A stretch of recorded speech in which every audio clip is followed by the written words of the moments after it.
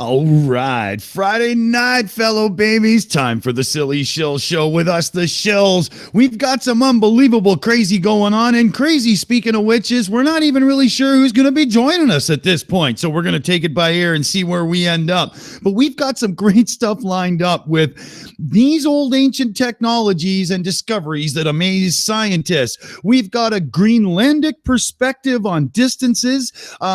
Buzz Aldrin, something about we didn't go to the moon by somebody who's completely full of shit, and Stars, Moon, and something or other because he's an idiot on YouTube. Who the fuck knows, right? So let's see who's here. Take it around the room. Let me hand it over to Dead Kennedy in space himself, Kevin Kennedy. Oh boy, I'm already a little upset with those titles. Hello, freak bitches. How's everybody doing today? First of all, I just want to give a huge thank you to this community because this week was kind of a special one for me. I had some serious difficulties, and everybody came together and helped me more than they understand right now. So I really appreciate that, guys. I just wanted to say that. And in addition, I'm going to try something a little different today.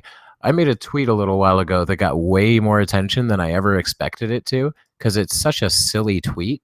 But I'm going to go around the table and ask everybody the same question that's in that tweet because it got so many attention. Dick Dawson, what's your favorite dinosaur? Oh, that's a really good one. That's a really, really good one. Well, you see, I guess I'm going to have to just stick with my inner child and pull out Tyrannosaurus Rex. T-Rex is a great choice. It's a great choice. The giant jaws of the Cretaceous. I love it. It was close because Triceratops is so cool, right? Triceratops is cool, especially because we know so much about it. Yeah. Like we have so many remains of it. But yeah, T-Rex it is. You know, all right. Just, you know, Godzilla close to my heart, right? There we are. That's fair enough. That's fair enough. All right. What's new in your world, sir? Gearing up for a lot of new stuff and just didn't have quite the time. There's been a lot of, well, you know, with me homeschooling this year and stuff, I'm quite the busy guy, but very, very soon, a couple of new things coming to the network, and I got a little bit of pissing around to do on my channel too. So there is lots of cool stuff. We're really close to the talk show debuting on the network coming up. So that's going to be great. Awesome. Awesome. I really look forward to that. I can't wait to see that. All right, let's see. Logical Troglodyte, you were in, then you were out. It seems like you're not feeling too well, sir. But are you good enough to stick with us for now? Yeah, I'm here for the time being. Sorry, had to run, just got back in. Had to run, got back in again. But yeah, I'm here. Whew. So that's my daily exercise. All right, no worries. Well, this may take you by surprise then, because you might have missed my explanation of it. But I'm asking everybody a kind of unique question today. What's your favorite dinosaur, Logical? Stegosaurus. Stegosaurus? Yeah. Any particular reason? Just because it's cool? Yeah, it's cool, and you know, there's something to be said about you know, that spiked tail and having a built-in mace. You know, I just find that really cool. That's true. Metal, baby, metal. I do find it to be a good example of evolution at work, because how else would you end up with this species that has this armored back specifically designed to stop the giant jaws that would be coming down at it?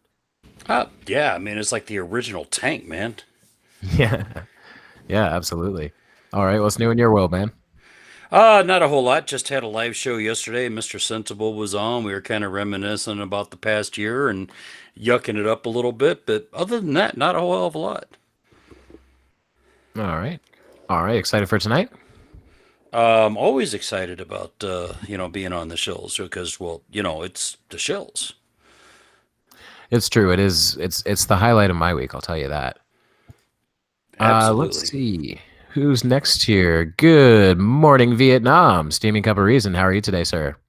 I am good, man. How are you, brother? Doing excellent. Thank you. I'm doing really good. Good to see y'all here.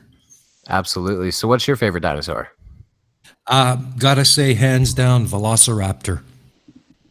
Now, are you talking Velociraptor as it really is?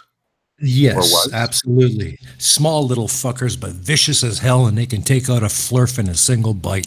They absolutely could. There's some really good videos out there of like animations accurate velociraptors like attacking things in packs the way they likely would, and it's really interesting. Well planned, and they'll take on anybody, man. They've got no fear. Yeah, absolutely. Now that was a new noise. I got whistled at. I got like I got fucking wolf whistled, and I don't know how I feel about it. Some sexy head out there, man. What do you expect? Well, I'm gonna go back to going around the table, but before I do, Jesus, that's weird. That's fucking weird. Before I do, I'm on the case. I'm on the case. I got it. Okay. That's on you. That's on you, Dick. That's on you, Dick. That's from the uncalled for. That's super. Yep, exactly. I totally forgot about it, man. You wee dirty. Well, in that case, let me introduce Aimee, who's keeping an eye on the chat as usual. Did you want to take those super chats and say hello? Yes, please. Hello, Kevin. I'm glad to see that you're doing so much better this week. That makes me really happy to see that. You're welcome. And you're welcome. And we have 2 super chats. One from Helios575 for $2 He says, Pachycephalosaurus, battering ram dino, best dino. That is awesome. Cool. I like that too. And then Christopher Hogan, who gave us $2 Australian, says, love to see my flag. Aussie, Aussie, Aussie, he says. Thank you so much, everyone, for your support. Well, you know and what? Also, in that case, I'm so sorry. Go ahead. Oh, that's okay. No, I just wanted to say that my favorite dinosaur, ever since I was a very little girl, was the Triceratops. I've always loved him. I just think he's really cool. Loves plants, really loves to eat out of the garden. Yes. It almost seems like that day's equivalent to a cow. Like just a peaceful herbivore, except it has these giant weapons on its face. Absolutely, and I think that's perfect. Yeah. Very cool. Yes, absolutely. And I used to sit out in the garden, and my mother used to call me her very own Triceratops, because I'd sit out in the garden and eat all the vegetables before she could make supper with them. So, so it's near and dear to me. So I love that one. Fair enough. With that super chat, I want to add something. Helios, if you could tag me in the chat, I'm really curious. What do you think about the Dracorex not being its own species and actually just being a juvenile Pachycephalosaurus? I'm curious what you think of that. But while I'm waiting for the answer on that, Tattie-Bogle, not producing but hanging out with us. How are you today, sir? All right, troops. I'll warn you now. I'm kind of pissed, but to be quite honest, hey, surprise there, eh? Fucking Scotsman on the drink. Hey, deal with it, bastards. As for my fucking favourite dinosaur, I would have to say my old English teacher, because that bastard was at least 200 fucking years old, man. I mean, Jesus Christ. That was one crusty motherfucker, by the way. I swear to God, man. She would get Triceratops a fucking run for his fucking money, man. I swear to God. Oh, my Christ. But that being said, yeah, what can I say? Bring on the fucking whiskey. Super good to have you with us, Tatty. DKG Custom just made me look really stupid in the chat. He said, someone tell Kevin that some cows have big weapons on their face. Once again, I refer to my old English teacher. Aye, she fucking did, by the way. My Christ in God, but that's a different story. Oh, jeez. All right. Well, too funny. Manning the show today, Booleanenator. What's your favorite dinosaur, sir? I have to go with the Leopleurodon. Leopleurodon, is that's something aquatic? Yes, it is. It actually is an aquatic.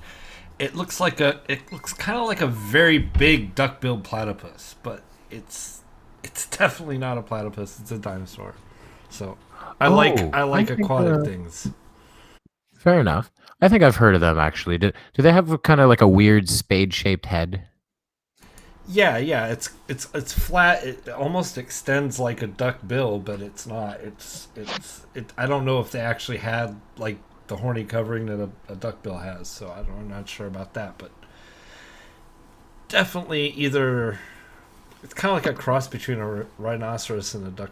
Not a rhinoceros, but a crocodile and a duck-billed platypus. Interesting. I'm But gonna have to look that big. one up and learn a bit more about it. Yeah, like, how big are we talking? Like, because dinosaurs got pretty freaking big. Size doesn't matter. Come on, size doesn't matter. 25 meters is what they're saying. So yeah. Okay. All right. All right. Cool. Well, I'm glad we got to do that. Go around a table and talk about everyone's favorite dinosaurs. Mine, by the way, is Yutyrannus huali. It's a Chinese dinosaur, a very large theropod that basically looks like furry nightmare T-Rex. It's great. I love it. Cool.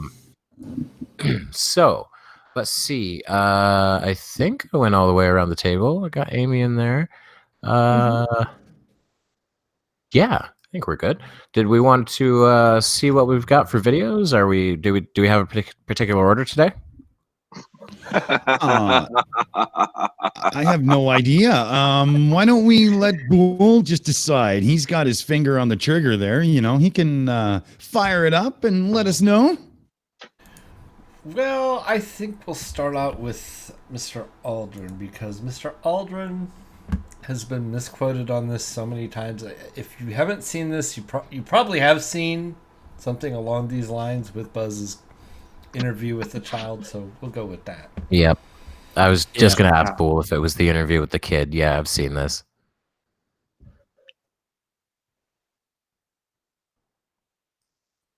Here we go. Awesome. Why has nobody been to the moon in such a long time? That's not an 8-year-old's question. That's my question. I want to know, but I think I know. Because we didn't go there, and that's the way it happened. And if it didn't happen, it's nice to know why it didn't happen, so in the future, if we want to keep doing something, we need to know why something stopped in the past if we wanted to keep it going.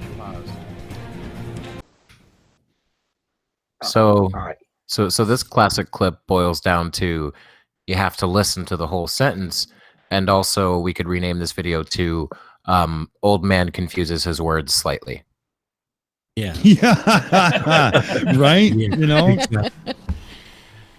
A classic case of cherry picking. Yeah.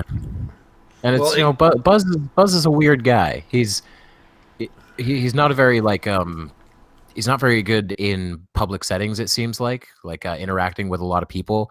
I don't think he realized how famous he was going to be when he landed on the moon.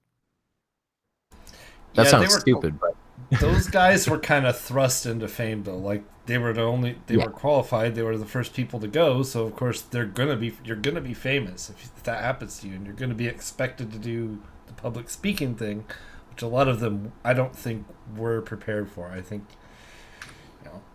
No, these were like, test pilot guys and stuff. They weren't debating public speaking types. They were get drunk, wake up, and push the limit, Well said. Yeah, that's... The reason the boy was second on the fucking moon, man, because he wasn't the spokesman. He might get his fucking words confused, and he might have not been a wee bit fucking clarified. Kind of like myself, actually, aye. You know what? If I went to the moon, I would be the second cunt up there, because no bugger would have a clue what I was saying either. Deal with it. Logical Troglodyte, you wanted to add something, right? Yeah, these guys, they didn't set out to be famous the way actors and singers and performers do. They were out to accomplish a goal. I really don't think they were out to, for fame and fortune and glory, but, and I every time I see this clip in a Flurf video, it drives me absolutely fucking crazy. Because here we have an 80-year-old man trying to talk to an 8-year-old, trying to find the words to explain a 30-year-old question to an 8-year-old. And if he stumbled over his tongue a little bit, so fucking what? At 80 years old, shit, his brain's sharper than mine, and I'm only in my mid-50s. He's already doing better than me. Yeah. Same. I think what turned me off is the fact that they only cut out this part of the sentence. They didn't include the rest of it. It's important to know why something stopped in the past that we wanted to keep going. That's what I find interesting is that they've got the words up there because we didn't go there, but we're seeing everything else Aldrin has said, but they're just focusing on those 5 words. Exactly. But then again, these guys, when they're in a public setting like this, being expected to speak to the public, they're more out of their element then than they were on the moon. Yeah, that's absolutely true. That's really well said. Yeah. They dedicated more time to understanding how to be on the moon than they did understanding how to deal with interviews. Exactly. Totally. So of course he's going to flub a little bit. Yeah, especially in the first moon mission, man. How much time did they actually practice walking and landing and going through all the bullshit they had to go through to get there, compared to public fucking relations? I mean, come on to fuck. Public relations wasn't a fucking thing back in fucking 69. Fucking grow up and fucking think about this for at least 3 fucking seconds before your fucking brain explodes, you flat-up fuck shit. Well said, Daddy. Erudite as ever. Should we see if there's more to this video, or if it just plays the interview? There's more. It gets a little bit more fuckery in there. Actually, I'm sorry, Aimee, I didn't see your name there. Oh, that's okay. Thanks. I just have a couple comments that I thought were really good, please. I have one from DKG Custom. He says, pull up any video of old actors and they fuck up their words too. Ash Scott says they probably thought people would stop asking them about the moon 5 years later when we all lived there and flew flying cars. And Mr. Victory says it is called context. And Chucky McNubbin says that he thought he meant that we didn't go back there again and wanted to know why we didn't continue to go back. Yeah, well, that's what I get out of his sentence there. That's exactly what I get out of it. Absolutely. Exactly. Yeah. That's what I got too. Agreed. Same. 100%. If you're not trying to find something stupid in it, it makes perfect sense. So, absolutely. If you're like legitimately trying to understand it, but that's called critical thinking, and Flips can't do that. Let's see how much of it they don't do, I guess. Here we go. All right, let's roll it. Money is a good thing. I'd go to the moon in a nanosecond. The problem is we don't have the technology to do that anymore. We used to, but we destroyed that technology, and it's a painful process to build it back again. The problem is because we didn't go there. I had a sinking feeling that was going to come up. Yeah. Once again, just take a look at that dude. Don, is it Petit or Petit? Is it all pronounced, or does anyone know? But I'm not sure. He's an astronaut. He's been on the ISS at least once. I'm familiar with him. And once again, just look at him. That guy is such a dweeb. He is not a public speaker. So again, he just worded it badly, because saying we destroyed that technology isn't a totally... It doesn't really give you a proper picture of what happened. Yeah, we didn't throw it in a bin and light it on fire, right? The issue here is very simple and easy to flesh out. If anybody took a moment to look into it, you can either A, fire yourself into space on a controlled explosion with a whole whack of analog old school systems and whatnot, and a computer that has I think it was 64 kilobits of memory tops, and or Right. Or if you want to do it with modern technology, we have to make sure that it won't die or you do. Right. And the shit we've developed in the last how many years that we all depend on is no match for, hardcore radiation and stuff. I mean, the steps they had to do to take for, what is it, Juno, the Jupiter probe to make sure that it was shielded. And even then, it's in this wicked oblong orbit so that it just swoops in around Jupiter and then clears to safety and swoops in and clears to safety. So, I mean, come on, get a life. That's just bullshit. Oh, yeah, absolutely. That's funny. You mentioned like the shielding they needed to put on Juno. It got me thinking about the Parker Solar Probe and the shielding that thing must have. And yet, you know how close it's gotten? Closest approach to the sun is 11.6 million miles. That's a hot tamale there. Yeah. And let's also not forget that those rockets that they used and all the equipment that they used was designed for the minimum amount of weight that they needed to get there. And when they came back, they left a lot there because they took the same amount of weight back in moon rocks. So there's a lot of stuff that's still up there, like the rovers, the mirrors, the reflectors, just a whole and half of the lunar excursion module, the landing part that the actual module takes off and leaves that behind too, the legs. So I mean, there's just like you have to build all that all over again, and we don't have another just sitting around waiting to go. So yeah, absolutely. That's a good point as well, is that they don't understand staging, and that the unused part of a rocket is basically disposed of. Yeah. Logical. You wanted to get in here. Yeah, these idiots that try to quote mine all these things, they just don't think, he's not a public relations specialist. He's, obviously doesn't interview well. He would probably lecture very well, but he wasn't being asked this question in an academic lecture. He was being asked it in a very fast-paced interview that, by an interviewer that just wants sound bites. And I don't know if you guys has ever been interviewed like that, but it's really high pressure, and it's really easy to trip over your tongue and maybe use one word that doesn't quite fit, So yeah, he said that we destroyed it. Big deal. What's the difference between destroying it and just not building it anymore? I mean, very little. And it's obviously it wasn't destroyed. We've got some of these pieces of equipment in aerospace museums around the country, for Christ's sake. Yeah. And it's more expensive to actually build that old technology than just to create new. And it's just a ridiculous thing. And all this is classic confirmation bias. I have my idea, and I'm going to nitpick these little things over here to support my idea, and I'm going to ignore the Mount Everest of size evidence that shows that my idea is wrong because I don't like that. God damn it.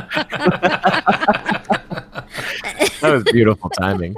Just right at the end of the logical sentence. There's going to be a bigger joke on this show than on Uncalled For. Yeah. That's a good one. Grab that? Yes, please. It's $5 from Helios 575. He says, was at the gym when my question was asked, so sorry for delay. I thought the Draco Rex was in the same family as Pachycephalosaurus. Also don't know who to at. That's okay. You can at the Shills, and thank you so much for all of your support. Thank you. And to kind of respond to what he said there, it is currently technically in the same family now, but there's a pretty popular theory that it's just a juvenile Pachycephalosaurus or a juvenile of a cousin species, because it basically looks the exact same. It just doesn't have the dome head. And I think it should be part of it because I'm annoyed that there's a dinosaur named after the Harry Potter series.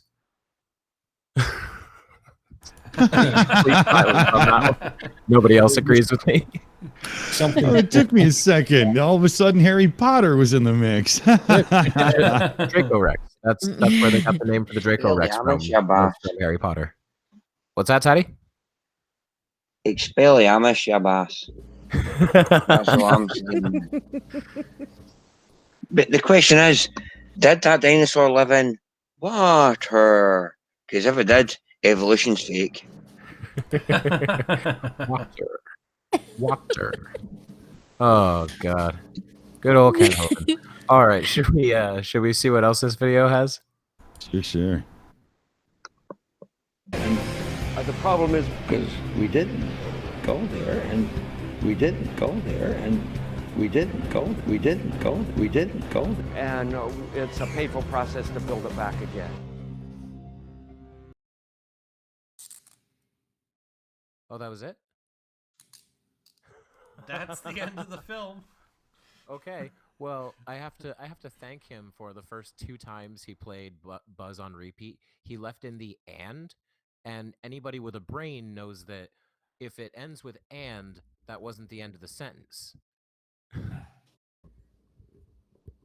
Anybody with a brain? That's me out then. That's like that's not even just a conspiratard thing. That's a TV thing in general, where they do this deceptive editing to make it seem like somebody has said something that they haven't, and they've gotten very good at it. But if you really look into it, you can tell that on a daily basis, most people that you hear speaking on TV aren't saying exactly what you think they are. And that's basically all that video was. Yeah, absolutely. So should we? Just Anybody else want to? Yeah, go ahead, Dick. It's just a quick little twist. Great cherry picking on display. No, is it really great cherry picking? Because that was just too fucking easy even for them, right? Really? That's terrible. Nah, I couldn't call that one cherry picking. That's more like ass picking and booger picking. Like it. But most people, when they misrepresent something, they do it because they don't really understand what they're talking about. But this was willful, planned, well executed, fucking intentional misrepresentation of what the man said. Isn't Buzz the Yeah, I guy think that it was a good choice, man. Isn't Buzz the guy that punched that flurfer in the restaurant too? Isn't he the guy that did that, or was that another astronaut? Buzz punched. Well, your audio is really low, brother. But Buzz punched Bart Sibrel, who is not a flat earther but a moon hoaxer, and he went around and harassed a bunch of the Apollo astronauts and asked them to swear on the Bible that they went to the moon. Most of them just said, "No, get away from me, you're annoying." One of them actually did it, and prefaced it by saying that he didn't have to do it, and Buzz Aldrin punched him in the face. I love that. That's an amazing clip. One of the best things I've ever seen. And that's why I love Buzz Aldrin. Yeah. Hell yeah. Fuck aye. And I'll tell you what, Bart Sibrel, come on to the fucking south side of Glasgow, man. Let's talk about fucking moon hoaxes. I'll give you man a fucking punch in the fucking face, you bastard, you. You'll fucking dance. Yeah, I can't believe that idiot didn't know his homework, following all these Apollo astronauts, because the only astronaut that was crankier in personality than Buzz Aldrin was Gus Grissom. I mean, that man was so cranky that he didn't even, when he built his house in Houston, he built it without forward-facing windows. Yeah, I've heard that about Gus Grissom. He was one of those you could have poured hot water down his throat and he'd piss ice cubes kind of people. Aimee, you wanted to get in here, right? Yes, please. I have some good comments in here. TD Lane says there are genes named after Sonic the Hedgehog and TMNT. Science is filled with nerds. Linda Bertelson said the technology is old and rusty. Some of it is in museums too. Mr. Victory says the Shills, NASA has successfully launched over 200 crewed flight. And Nikki Daly says we had analog tech back then. We have digital now, and digital is susceptible to a lot of things, like DKG Custom said, quote, destroying the technology, unquote, isn't an argument because it implies that they did have it and they did go to the moon. TD Lane says going back to the moon is challenging as the whole system needs to be rebuilt with modern tech. Stuck in Florida says Buzz didn't get the attention that Armstrong got. I felt bad for him when he was at the Cape in the early 70s, and everyone kept asking about Armstrong. And he says, I walked on the moon. Yeah, I always kind of felt bad for that, bad for Buzz that way too, because it's Neil gets all the attention for what? For being a minute earlier, for being the first guy to step out of the capsule instead of the second guy. Yeah, well, but I like what Bob the Science Guy said in chat. He put Buzz actually killed people. He shot down 2 MiGs. I didn't know that. That's really, he's a badass dude, man. He is. Yeah, I've used every opportunity I possibly could to put that Buzz punching Bart Sibrel clip into my videos. I think I've got it in at least 3 or 4 videos, and nice. It makes me happy every time. Well, yeah, And to add context, I actually saw a video today, as a matter of fact, where these computer nerds, because that's what I am, they went into like some place that was clearing out a bunch of old computers for scrap, and they found a LEM computer in there. Wow. They were just gonna get rid of it, and they actually bought it and actually made it work again. So they actually fixed it. And then they started feeding it, false inputs, so it would think that they were landing on the moon. Because that's as close as they can get vicariously to actually landing on the moon as computer nerds. That's awesome, man. Computer nerds rule the world. All right. Well, that was pretty easy to take apart. Should we move on to a second one? Yeah, I think so. All right. Bull, what do you got for us now, sir? Well, I think we're going to go with something a bit longer. These old ancient technologies and discoveries. Let's go with that one. Oh, jeez. Oh, these are always fun. This should be did crazy. they find my stone napping kit again? Oh, yeah. Y'all ready for this? Let's Somebody's do it. raided Logical's family album again. This is gonna hurt. I fucking hope so. A 500 million year old human footprint. Despite evolutionary biologists speculating that the now extinct species referred to as the trilobites had only existed roughly 260 to 600 million years ago, back in 1968, a strange discovery made by a man named William J. Meister would put many evolutionary theories soon to question.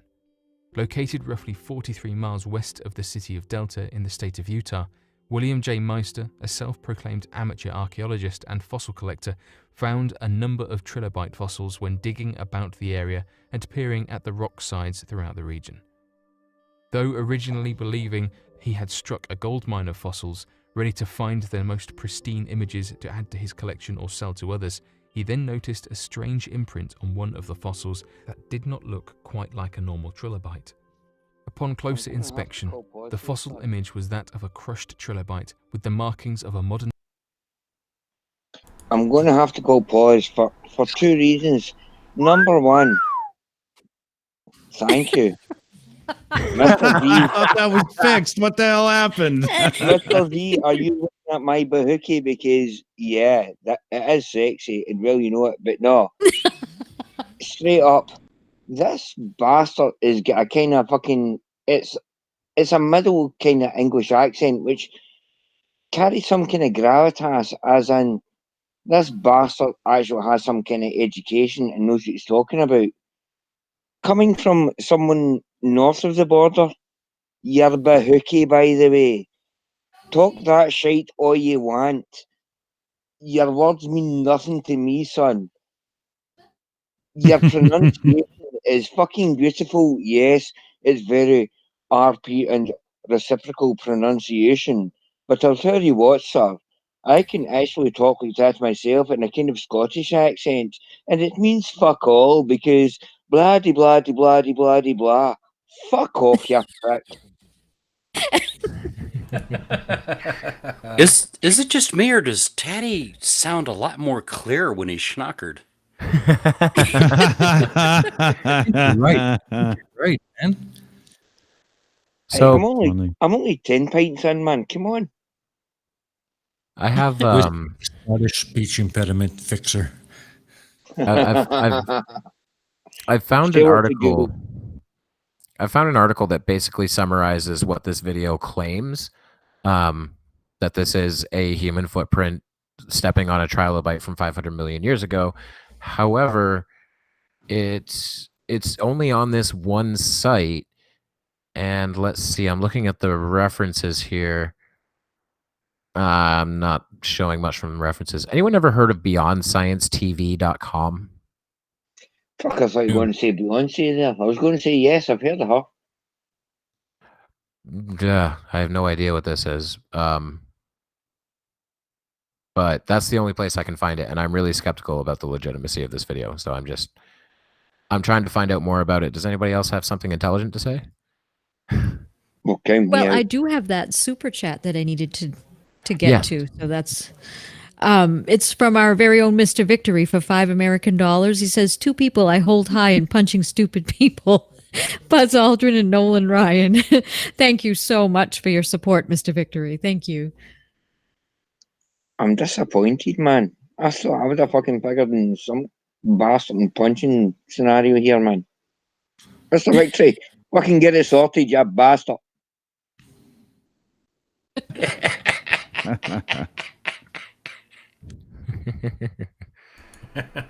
Oh boy. Well, shall we crack on? Let's see what more stupid this thing's got. A shoe print on top of it. This led to him quickly taking the fossil to over 3 different labs that reported that the fossil as completely genuine and valid in its find.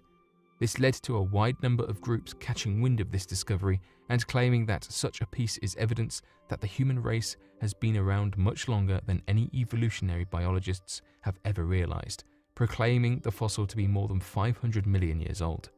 Although research scientists are unable to accurately explain the discovery, the chances of the human race being more than 500 million years old without substantial evidence of these evolutionary changes leaves many researchers questioning the discovery. Despite this, many have flocked to a number of their own theories, from that of ancient humans, ancient aliens, and even that of time travelers being sent to the distant past and ultimately stepping on a trilobite in error. Mate, I've shot fucking... The discovery of the James ossuary. In ancient scripture, it had often been mentioned that Jesus of Nazareth had... man. So I've got badarchaeology.com up here. There are the usual problems. Whilst there are undoubted resemblances between the shape of the print and that of a shoe sole, part of the imprint is missing. Furthermore, if the imprint really is of a shoe worn by a presumably air-breathing human, we have to explain the presence of trilobites, a marine creature. This would not have to be the footprint of a shoe-wearing being walking along a shallow stream, but of one walking on the seabed. Yeah, you beat me to it. I think one of the captions said it was a cowboy boot style of shoe print. I didn't know we had cowboys 500 million years ago walking on the bottom of the ocean stepping on trilobites.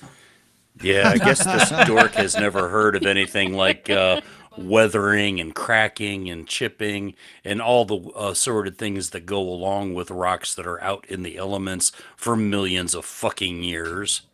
Well, I want to say this. The set of spurs a man had to be wearing to ride Triceratops were ungodly. You should have seen these things. Fuck. Right. Well, we don't kink shame. We do not kink shame on this stream, man. Come on. Your spurs are your own. Enjoy them. It would be funny to see a 500 million-year-old guy looking like Logical here, wearing fucking cowboy boots going, yeehaw, trilobites, crush them all, crush them all. We're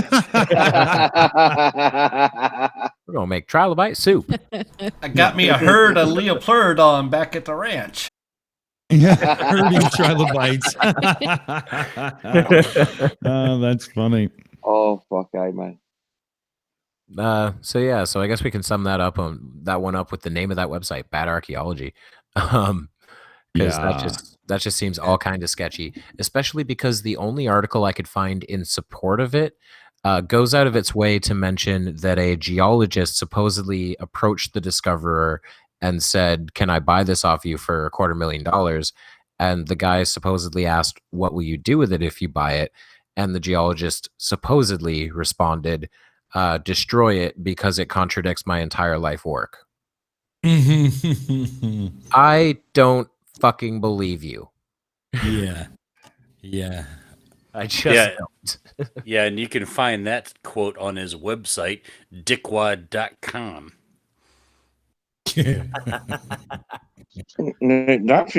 That presumes he has a dick. I don't believe that.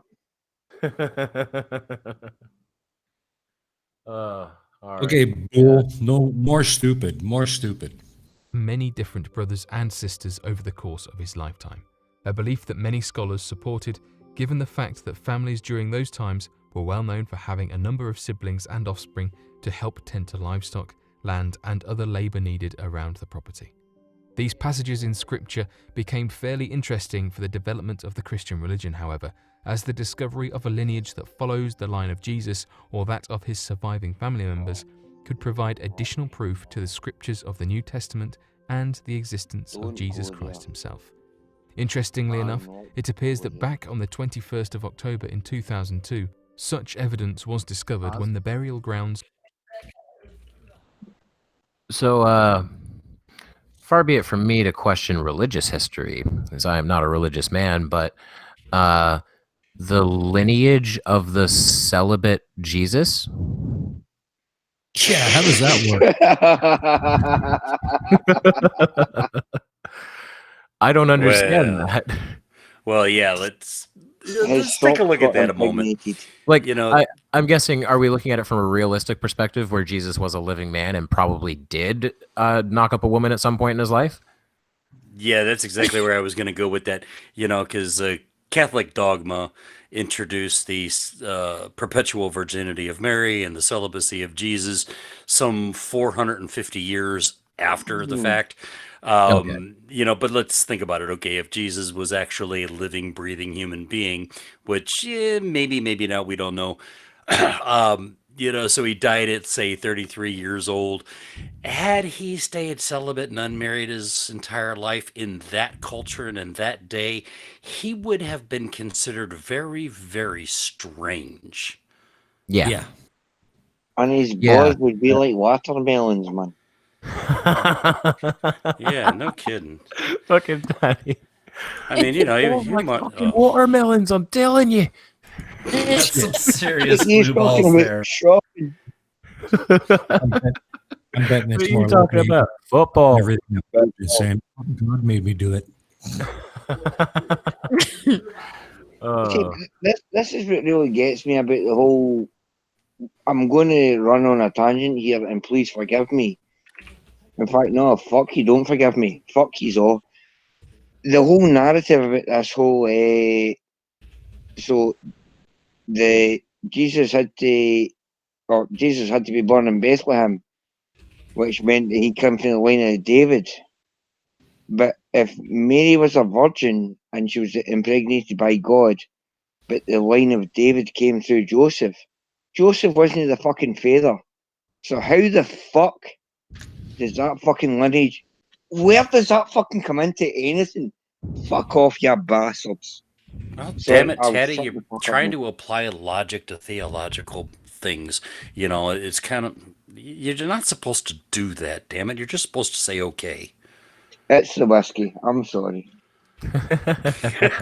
just out of curiosity, does anybody happen to know Mary's lineage? Because I doubt they kept track of female lineages back then. Well, especially because she had fairly low social status, right? So probably there were no records of it. Well, back in the day, she was a woman, so she doesn't count. That's kind of what I meant. By lower social status. I meant said through the filter of alcohol.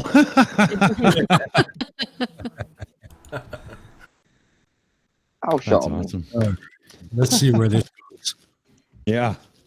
Of one of the siblings of Jesus had been discovered. Referred to as the James ossuary, researchers discovered a box made entirely out of limestone that contained the deceased bones of an individual regarded as that of James, son of Joseph, brother of Jesus, when a small inscription located on the side of the box was deciphered from Hebrew. Further testing from the researchers found that the box was dated as far back as the 1st century, leading many to believe that this was indeed the brother of Jesus Christ, as the dates would show a brother living well into his old age. The oldest pharaoh carvings. Pause that a second, guys. This thing's big enough to have its own Wikipedia article, so let's see. Go ahead, Logical.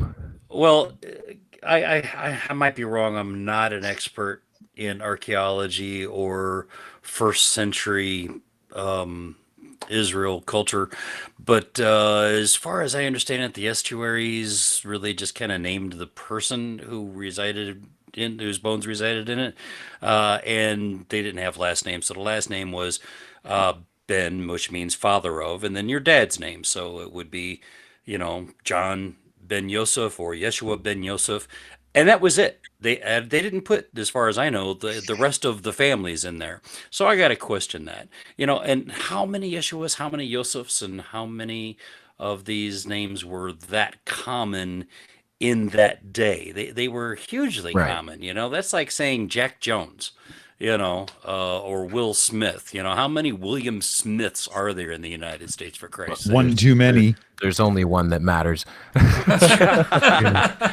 you get what I'm saying, that the only thing that distinguishes one John from another is what name came after the Ben.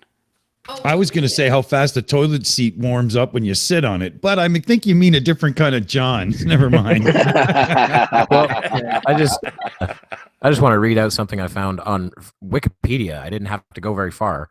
On June 18th, 2003, the Israeli Antiquities Authority published a report concluding that the inscription is a modern forgery based on their analysis of the patina. I don't know what that is. Patina, yeah. Patina is the grime and dust that gets caked on something over a period of years. And you can scrape it off, and if it's covering all the carving and whatnot so that the carving is more readable. But you can also fake it. And antiquities, illegal antiquities dealers do that all the time to make a buck on gullible millionaires. Yeah, and in cars, if you see an old car and it's rusty, that's no longer just a rusty old car. Now it has patina, and the value has gone up. It's a really powerful word. Patina, a fancy word for oxidation. Yeah, exactly. When it comes to these artifacts, the patina on that is akin to the tartar on your teeth that the dentist has to scrape off. Correct. All right. Well, before we go any further here, Steaming Cup buzzed in before that gong went off. So go ahead. Yeah, I was born and raised a Catholic. I went through school in the Catholic school system, and I've had Catholic religion taught to me and driven into me for the better part of my young life. And not once ever have I heard anything about Jesus having a brother. Well, actually, I was also raised Catholic, and I'm glad you brought that up, because in the 7th grade, I got in a little bit of trouble because I was arguing with the priest in religion class about the passage that talks about, Jesus, your brothers and sisters are here, and they want to take you home. And he looked at him and says, "Can't you see that I'm about my father's work?" And I said, "Well, but Father, it says he had brothers and sisters." "Well, they were referring to his spiritual brothers and sisters." I'm like, "Well, then if that's true, then everybody in the room that he was talking to would qualify as that." But no, they were distinguishing the people outside the room. What are you trying to tell me my business? I've been a priest for 38 years and you're just a stupid 12-year-old kid. Yet even then it didn't make much sense to me. Yeah. Yeah. There's a lot of there's a lot of things you can find here and there, but that are, somewhat open to interpretation, debate, and so on, because they are a little ambiguous, but this just really isn't. And since it's proven to be a forgery as well, I mean, That's pretty rough. That's like the story of the Priory of Sion. It goes back to a fake done by 3 dudes in the 1950s, was it? And people still fall for that BS to this day. I mean, come on, give me a break. Yeah, That's a really good point, because I was actually thinking about it being proven a forgery, and I was like, well, it was proven a forgery by the Israelis, and we know how conspiratards are. Oh, there you go, right? Like that's all you need is throw in the Jewish people somewhere. If they're involved in any way, shape, or form, it's all part of the conspiracy. Yeah, they either bought it, own it, or run it, right? That's the one, man. And to be honest, just on a side note, I did notice the use of the word deceased bones in an ossuary for 2,000 years ago. Well, what other kind of fucking bones are going to be in a fucking ossuary, you fucking fuckwit? Come on, to fuck, man. Deceased bones? What, you mean not living ones in a fucking coffin? Fuck off. Deceased bones. That's Yeah, too funny. Obvious. That's a really good point, because like the bones that are currently in my body are arguably deceased. They were never alive to begin with. Bones aren't alive. The people that they're wrapped around are. Yeah, bones don't get mad when you break one. You do. You know? Daddy's got a point though, because last show, the asshole on the thing talking about dinosaurs says, "Well, I've never met a fossil in the flesh in real life," So they're gonna quote mine Buzz and this other astronaut, but they're not gonna watch their own fucking words, really. Yeah.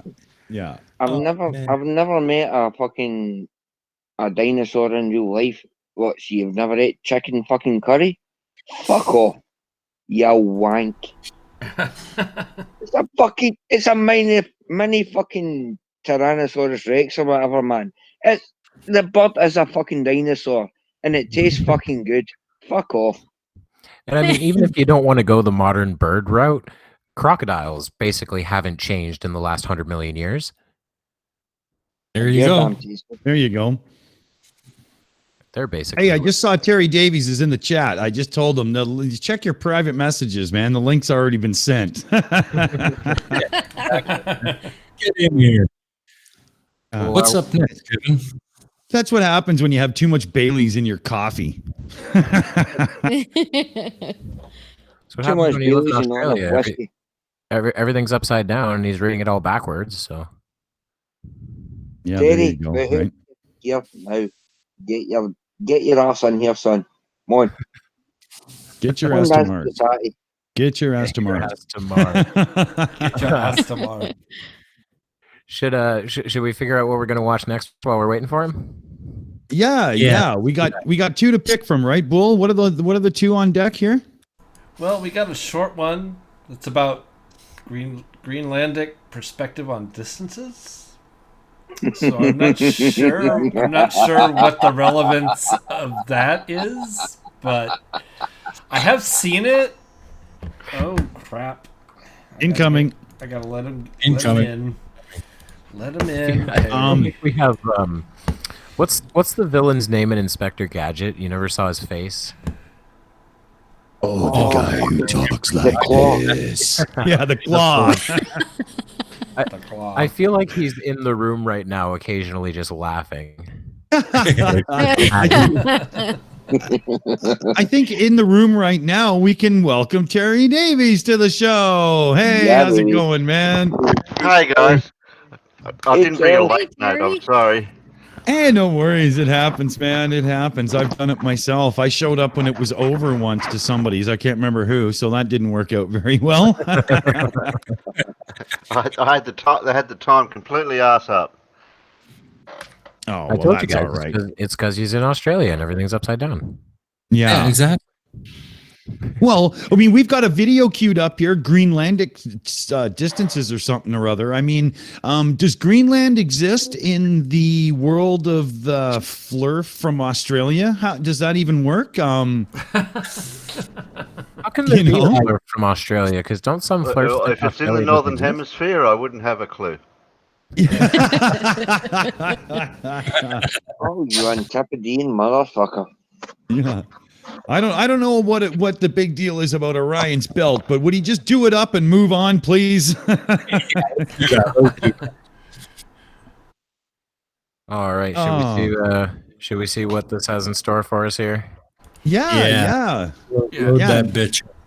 And I have to preface this. The video is small in the video. Like all that black space you see around that little picture, that's the video. Mm-hmm.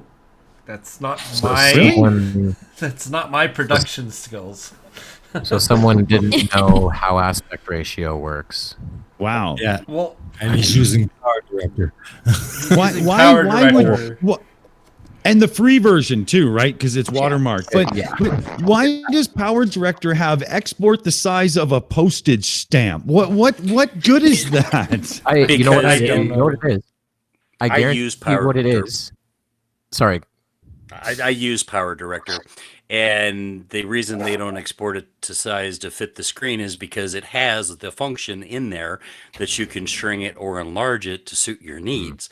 It's just the dummy hasn't figured out that, it's a pinch to shrink, squeeze, send your fingers out to expand. It's just that fucking simple. Well, I have a theory that it's because I've had this issue before where my editor will set the aspect ratio of the whole project to whatever the aspect ratio of the first clip is.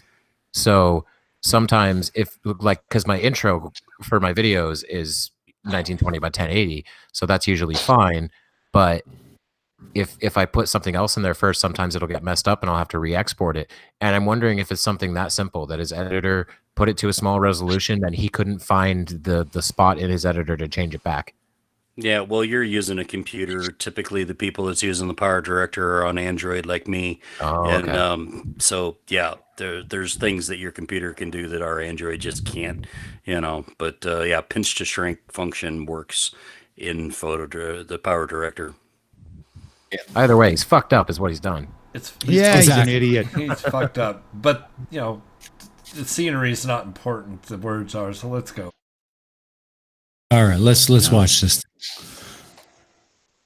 Well, first, we said we would give it a try for 2 years, but after 2 years, there was no doubt in our minds that we were going to stay. When did you realize that you just love this place so much, and what do you love about Greenland so much that you want to live here for the rest of your life? I like the rawness of the place. I like the wild aspect of the terrain.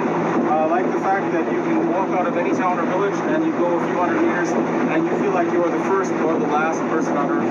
This pristine wilderness that we have here, it feels like I'm living in the midst of a national park. And we've been given permission to live in this national park. And it feels very privileged to be able to live here. I don't know how else to describe it. It's the light, the intensity of the light here. You've seen that, I'm sure. Yeah. The quality of the light. The air has a clearness to it. Mountains that are 50 miles away look like they're only 10 miles away. These are untouched. Boy, that bitch is going to have a quality of light, and he's producing this on a fucking YouTube fucking video. Chase yourself, you motherfucking asshole, man. Don't talk to me about fucking quality. You couldn't even spell that bastard word. Fuck off. Once again, fuck off. That thing with the text is one of the most annoying things I've ever sat through so far on this show. I really, really, really want to get my hands on the person who made this video and just slap them into submission. No. You just made a really good point, because not only is the text in the right aspect ratio or whatever, it's fitted to the project, but it's got these like fancy ass transitions. You put that shit in and you can't make the video bigger? I'm losing it right now. It just makes no sense from an editing perspective. It just nuts. It really doesn't. The cringe level of this is just unbelievable. God. Motherfucker is fucking driving. Enough said. I do know. Right there. I do know what this video would be good for, because you could seriously use it as how not to make a video for YouTube. Like, this is perfect. It's got it all. Audio quality, video, text, everything's wrong. It's brutal. I might use this video and do exactly that. You should. How not to make That a would be video awesome. right here. I know why it's only small. What's that? Sorry? It's only directed at a small audience. Yeah. There's snow outside. It's because he's cold. It would be fun to take a properly done video and then make a video showing how you size it down to that size, put in these crazy friggin' titles and say, look, this is how you make flurf videos. Well, speaking of making videos, we were just joined by somebody who puts a lot of time and effort into their videos and brings us a fantastic product. Dr. Bob, welcome to the show. How you doing, man? Hello, Dick Dawson. How are you tonight? Oh, excellent. Yourself? Things are good? Oh, yeah. I'm up in Marquette right now, just kind of minding my own business. I got to do some video editing tonight, so I thought I'd waste a little time first. I think it's a great idea. Glad you could join us. Right on. Thank you for having me. Look, you did you see what we were just showing there as you joined in? This is just an example of how to do it wrong. This is horrible. I can't even follow what's going on. I thought I saw something there about somebody stepping on a troglodyte or something. That was the last one. This guy's cowboy boots. This guy's talking about light quality in Greenland and shit. Cool. They have light in Greenland? Yeah. I hear sometimes it's there. Yeah, they have their well, own. that's always an improvement, right? I'm trying to get over to the YouTube channel here. Give me a second. Sure. All right. There I am. So I see all your smiling faces. Your smiling animated faces. I'm going to open the Flat Earth app on my Android phone here and see if I can figure out when the sun will really be over Antarctica here and Greenland and whatnot. Yeah, we're about to learn about how perspective works in Greenland, because I guess it's should be different. hilarious. Because it works differently in Greenland than it does elsewhere. Because the light in Greenland is just different. Oh, fucking hell, man. Oh, we should wait 1 second before we go, because we have one more latecomer joining the show here. I just sent a link out. So let's see here. Terry, is there anything video wise coming out your way? Anything you want to alert us? Something cool you got working on, or you're going to bring out? Tonight I'm starting the same, following on from the series from the sun. We went to sundials, we went to a few other things, but now we're going back into ancient technology, but not so recent ancient, more back in the Stone Age where stone tools and implements come along. And tonight I thought we'd start back to about where the wheel was invented, to see what technologies were invented from back that time period. Cool. So that'll take a few episodes to go through that, to work out that, because everyone knows about ancient technologies to do with water levels and things like that. So we're going to go back beyond that and see what's actually led up to all the technologies that built the Egyptian pyramids or the Aztec pyramids or anything like that. So it should be interesting to see what we can find. But it all depends on artifacts that are found out there. Like we were looking at the history of man, like how old are we? And going back, 3 million years. Yes, we can go back a little bit further to probably 6 million years, but it's all depending on the fossil records, which is always dictating how old or how we can find these things, and the dating's always the problem too. Mm-hmm. So very much. I'm looking forward to that. That'll be great. And we should welcome our last and final latecomer to the show, Team Skeptic. How you doing, man? How's things your way? Hey, I better move over. Scoot over a little. Can y'all hear me? Yeah, perfect. Yeah, man. good, How you doing? Good. Yeah, I didn't know. I can't tell whether y'all can hear me or not. Y'all are so little. I'm so much bigger than all of y'all. Once again, that's what she said. Team, you motherfucker. How you doing, you bastard? Lego Man syndrome. Doing good, doing good. I'm gonna hang out as long as I can, but I just got out of a debate and it's wearing on me because I just had to listen to a lot of nonsense. I bet. Oh shit! I know You come that here. feels. You've come to the wrong Yeah. fucking place here, then, son. Eh? Yeah, we're about to bump another load on you. Oh shit! Speaking of, I can handle it. I team- can handle it. Speaking of debates, team, I just got to say, I have such mad respect for you for getting through your live debate with Thompson when you guys were in the same room without smacking him in the face. Oh, Yes. there was, yeah. I don't like bragging about stuff, but like there was a point where you just realize like who was being more dominant over the other person, and it was like, you know, if I just keep doing this, he's just gonna like it's gonna look bad on me because it's gonna look like I'm just kicking a puppy, because I wanted to smash his fucking face in, and he knew that. He wouldn't look me in the eyes, not one fucking time while we were there would he look me in the eyes. He did one time, okay? He did one time when y'all may or may not have caught it because there were some internet internet like technical difficulties and shit. And there was one time where I was trying to show him the picture of the color bands refracting over the propane tank, and he couldn't see it on his computer. So I had to walk over and hold my phone out for him to look at, and like that was when I got within his personal space. And he, for 1 second, glanced up at me in my eyes just to make sure that there wasn't like this, like, oh, I can't, just 2 steps closer and I can just knock his jaw off. No, I wasn't like that. At that point, I'd realized that he just wasn't even, like, he was so physically intimidated by me that it wasn't even worth trying to pursue a physical encounter. It would have looked really bad on me for me to do anything physically to him because he was so scared at the time. And he really was. I mean, I'm not even boosting that up. There were people there that are members of this community that will tell you this is yes, my opinion from what I saw, very biased, right? But at the same time, it's factually correct. Right. Oh yeah. I mean, I've got a bias myself there, but you could see it on stream that he was uncomfortable at the very least.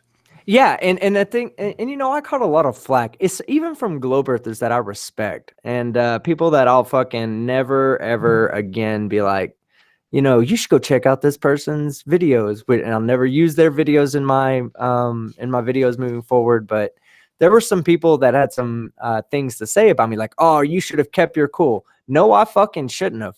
No, I shouldn't have. This is not a fucking topic for debate. The earth is not fucking flat. It's objectively a globe. He didn't answer a single fucking question, not one piece of my evidence, and anybody that wants to go back and watch it can watch it. He didn't address not a single piece of my evidence. He made the same boring ass, stupid ass arguments of, is the air moving above my hand when I move it back and forth? No, you fucking dipshit. Do you even understand what you're even fucking saying? Like, that's the most non-scientific fucking shit you could possibly say, and you picked a great time in a live debate to say it. You're a moron. You're a fucking idiot. You know? Yeah. I mean, a redneck's dog doesn't go flying out the back of the truck under acceleration. Come on.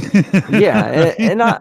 So, you know, I was very polite with him. I didn't have anything ill to say to him because my aura, I'll say, said it all for me. Like, he knew what time it was. Okay, I showed up there with fucking in the blue jeans and an undershirt. You know what I'm saying? Like, I was ready to go from the moment I walked in that door. I was looking for the first flat earther to be like, yo, there you are, you fucking punk. You know, all those people that were standing around me, if you watch the video outside of James sitting next to me, I'm sure there's other video of the before and after show. There were nothing but flat earthers around me.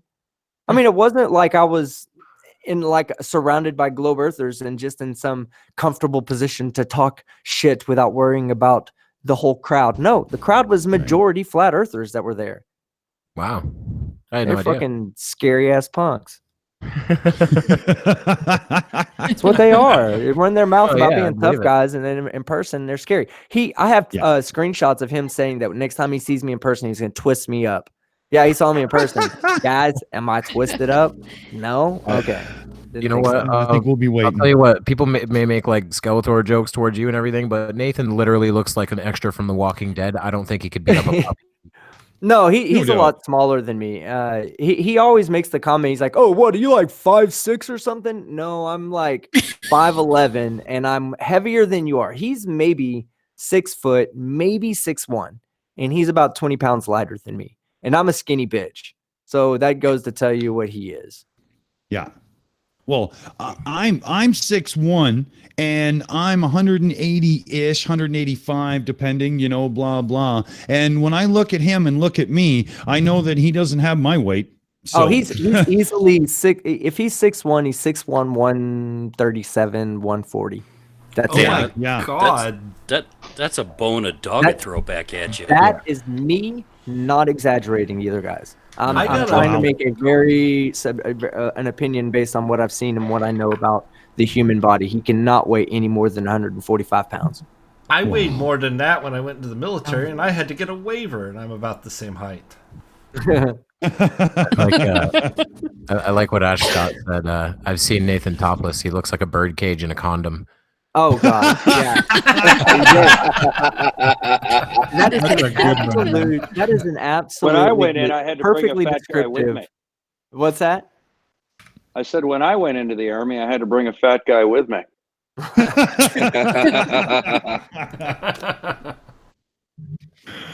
Yeah, but that I guess I could have handled it more professional. I could have been more I could have bent over a little bit more or not been so in his face while I was talking. But that's the way I was. I wasn't talking for the camera. You know what I mean? I was talking to the crowd that was there. There was a crowd of people. They were the ones that were my center of attention and my focus of conversation. Because as I said, there were more flat earthers there than globe earthers. So there was people there that could learn something, could ask me questions from their personal point of view, not over, so impersonal over the internet or anything like that, Right. And they would be in danger of learning something. Fuck right, by the way. Fuck off. Well, here's my kind of like summary thoughts on the whole thing. Like, I don't think you did anything wrong, and I think the semi-confrontational attitude is totally justified because realistically, no actual proper debate has ever been held about whether or not the Earth is flat. Like, there's never been proper debates. So the rules are basically non-existent. And to be honest, a big portion of what we do is entertainment, and a dumpster fire is entertaining as fuck. Yeah. No, that's why we had that discussion on my channel the other day. Is like, should we debate objective facts? And the thing is like this, okay? 95% of us out there believe in objective facts. Okay, we see something that's tangible, we believe it. We believe gravity because we drop things and they fall to the ground every single time. And the understanding of gravity helps explain that and helps us make predictions. 95% of us out there believe in those type of predictions and in that type of evidence. But there's a select group out there that doesn't. And those people, giving those people a platform, if you give them a serious platform, you're doing something wrong. If it's a point and laugh platform, or if it's a platform to educate somebody, then you're doing it right. And that's what I always try to do. I like to educate people. I like to help people understand things in a more freely, like in a way that you can laugh about it, because if you can laugh about it, you'll remember it. If I say 1 + 1 is, 2, I say, well, if I have one stick and I have one more stick, then now I have 2 sticks. Well, if I tell you 1 + 1 is 2, where you have one whore and you have another whore, and then you have 2 whores in the end, well, guess what? You're going to fucking remember that math a lot better. You're going to be like, oh, you're the whore guy. 1 + 1 is 2 whores. Yeah, I remember you. It's fun. I like to educate people through comedy and through making people laugh and through shit like that. And sometimes I can get a little lost on it trying to be overly funny, and sometimes I don't get the message out that good, but I'm here to make you fucking laugh. That's the whole purpose of what I do here on YouTube. Yeah. That's you know what? That's a really great, like the whore guy. Like that's a great analogy actually, because one of my strongest memories from school ever, I had this teacher who was actually my mom's teacher as well. And he'd been teaching for a long ass time. and he was teaching us common denominators in fractions. And he put a series of problems on the board, and then he pointed to them and he said, "Do it right, or I'll kick you around." And then he booted a stool straight across the room and said, "Like that stool," totally dead-faced. And I'll remember that for the rest of my life. You wasn't Scottish, was funny. Fucking whore. Crazy I'm whore. talking about you. I'm talking about you, Dead Kennedy. I'm absolutely a whore. I will not deny this. I will He's a cheap whore at that, by the way. Other channel team. Validation boy thinks someone too, so it's okay. Yep. Horror matriarch. That's hilarious. Oh, fucking Renovation Boy wouldn't know a fucking whore if he fucking slapped him in the fucking face. I'm telling you, he'd pay through the fucking nose for that as well, and he still wouldn't have a fucking clue. The prick. the funniest video I ever saw of him was the one where he said that women who wear hijabs are oppressing men. I was like, what? What the fuck? What? I don't Yeah, what is get it, that? dude. I don't think you get it. You're an incel, right? Oh, okay, that explains it. You know, I we once called him got- an incel. We had a couple streams where we talked about him. We called him an incel a few times. So he did a live stream back and was bragging about how he's been with someone for 9 years or something. Yeah, it's called Pamela Henderson. Now, his mother does not count. That's all I'm going to say right there. His mother does not count. Yeah, I don't care how many patches it has. Blow up girls don't count. That's I'm it. sorry, but unless his mom, there would have to be something like mentally wrong with his mom for even his mom to fuck him. You know, I mean, that dude looks like he is. Oh, okay, I have a friend of mine. Validation Boy is a really good example, and I love this guy to death. But he has a nickname. It's called Dead Pussy. Okay, and let me explain why. It's called. Hold on, there's a reason why his name is Dead Pussy. His nickname is Dead Pussy because he scares women away. Okay, now when we were in the military, there were certain times, like in the Navy, they told us, certain times if you're ever out at sea and your ship goes down, there's a really good way to scare sharks away. And it's to put dead shark in the water because they're an apex predator. They run shit, right? So when they smell dead shark, they get away because something there can kill the apex predator. Well, that is what Dead Pussy used to do. Dead Pussy, if we brought him out, I don't care what we were doing, how much money we had, how big our table was. Dead Pussy was there. No girls would come around us because that dude, he would scare them off. They were like, what? I smelled fucking dead pussy over there. I'm not going to that table. The guy that can't get a blowjob from a shop vac. Validation Boy is Dead Pussy. That's too funny, man. But he has such lovely eyelashes. I was expecting a story of a guy who accidentally killed his cat or something because of the way you said, hold on, there's a reason. That was good. YouTube Surgeon General wants to correct me and says killer whales are apex over great whites. Right. So if a killer whale kills a great white and another great white smells that in the water, it's just like dead pussy. They're gone. They're getting away. So, yeah. That's funny. Oh man. But that's a true story though, guys. We used to call this guy. We never called it to him to his face, but we'd be like, "Oh shit, Dead Pussy's coming out with us." I'm staying at home. We're not going out if Dead Pussy's coming too. Yeah, the guy can't even get the login for Pornhub to work, right? Just not in his favor. Oh boy. Oh Jesus. Should we try and give this video another shot? I was just gonna say we got an example of how to not make a YouTube video. Yeah, exactly. Serve it up. Let's do it. Very frustrating when you're hiking because you say we're just going to hike down to that lake and then we'll take a break. That lake is 15 miles away. It looks like it's just there. The air is very clear. What was the process like for getting permission to settle here? By the time we had applied for our visa, we already owned the initial summer house that we bought, which we knew that we could rent out. And we had this other place. We used that as an argument for allowing us to live here, that we already had a place to live. We were financially okay in that sense. And I think we had the manager of the tour place so much. And what do you love about Greenland so much that you want to live here for the rest of your life? I like the rawness of the place. I like the wild aspect of the terrain.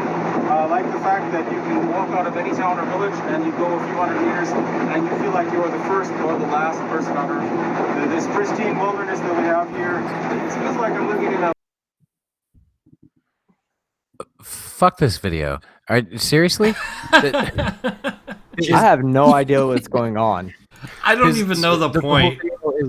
The whole video is some guy who moved to Greenland and says, thank you, fucking thank God, everybody. but all it was just some guy. Who is this dude? What's the significance of him saying this?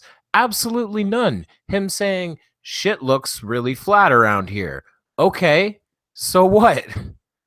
Yeah, to me, it looks like somebody with an old Super 8 cam tried to make a reality TV show that nobody bought. Like, this is horrible. I was just getting ready. I was getting ready for him to say, and you know what? If you buy my self-help book, you too could live in Greenland with financial freedom. Like that was about to come up. I know. And you can have 2 houses. If you want to learn the secrets to success that helped me gain the wealth of 10 millionaires. Oh man, yeah, that was terrible. That was terrible. I'm glad we gonged that off because, team, I don't know if you really caught it, but all of the video is shrunk down into that tiny. Like that wasn't us. It's in that little black window. Oh, I thought you guys were just being dickheads. No. It came to me that way, team. You know me better. The worst part is that you see those subtitles he put in, those little quotes. They've got like little transitions. They slide in and everything. He did that, but he didn't bother to make the video the right aspect ratio. Wow. Professionalism at its best. Yeah. That's what happens when your editing session is driven by fat joints, man. I mean, that's just wrong. Hey, my editing sessions are driven by fat joints, and my videos are great. Yeah, okay. Yeah, there are a few that can handle it, but obviously not that fucking guy. Jeez. No, not that guy. The best bit is the quotes he put in were worth fuck all. Really, I mean, yeah. Did the sly reference to? Oh, I bet it's great for long distance photography. What are we gonna hear another story of how we can zoom something in with a P900? Like, was that the allegation there? Because that's what I heard. No, I think it was just we can see too far. Yeah, I don't even know if they even got to the point because the whole thing was only 2 minutes and 40 seconds long anyway. Like we were almost all the way through it when it got conged off. Yeah. Yeah, the only part of that might have made any point at all was the mountain over there is 50 miles away, but because the air is so clear, it looks 10 miles away. Well, Team and I, we both been in the Navy. We stood bridge-wing watches. We know what sunlight, cloud cover, humidity, lack of humidity does to visual perspective. Hey, Logical, did you happen to catch me on Modern Day Debate tonight? No, I hadn't watched it yet. Oh man, so Schrodinger's cat sent a message to say, what exactly did Team do in the Coast Guard? Right, trying to, nobody really caught the inside stab at me right there. But my response was, I was responsible for recharging the sound powered batteries. Or the batteries for the sound-powered telephone. No hesitation to my answer. I just immediately answered with that, right? And then James goes like this. He's like, "Okay, so time to move on." And I was like, "You guys don't get it, dude." Yeah, like, let me answer for you slowly. I replaced the batteries to the sound-powered telephone. I had to assemble grid squares.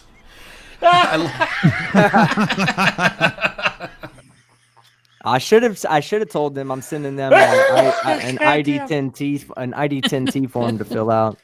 Hey, Red. Hey, Red. What?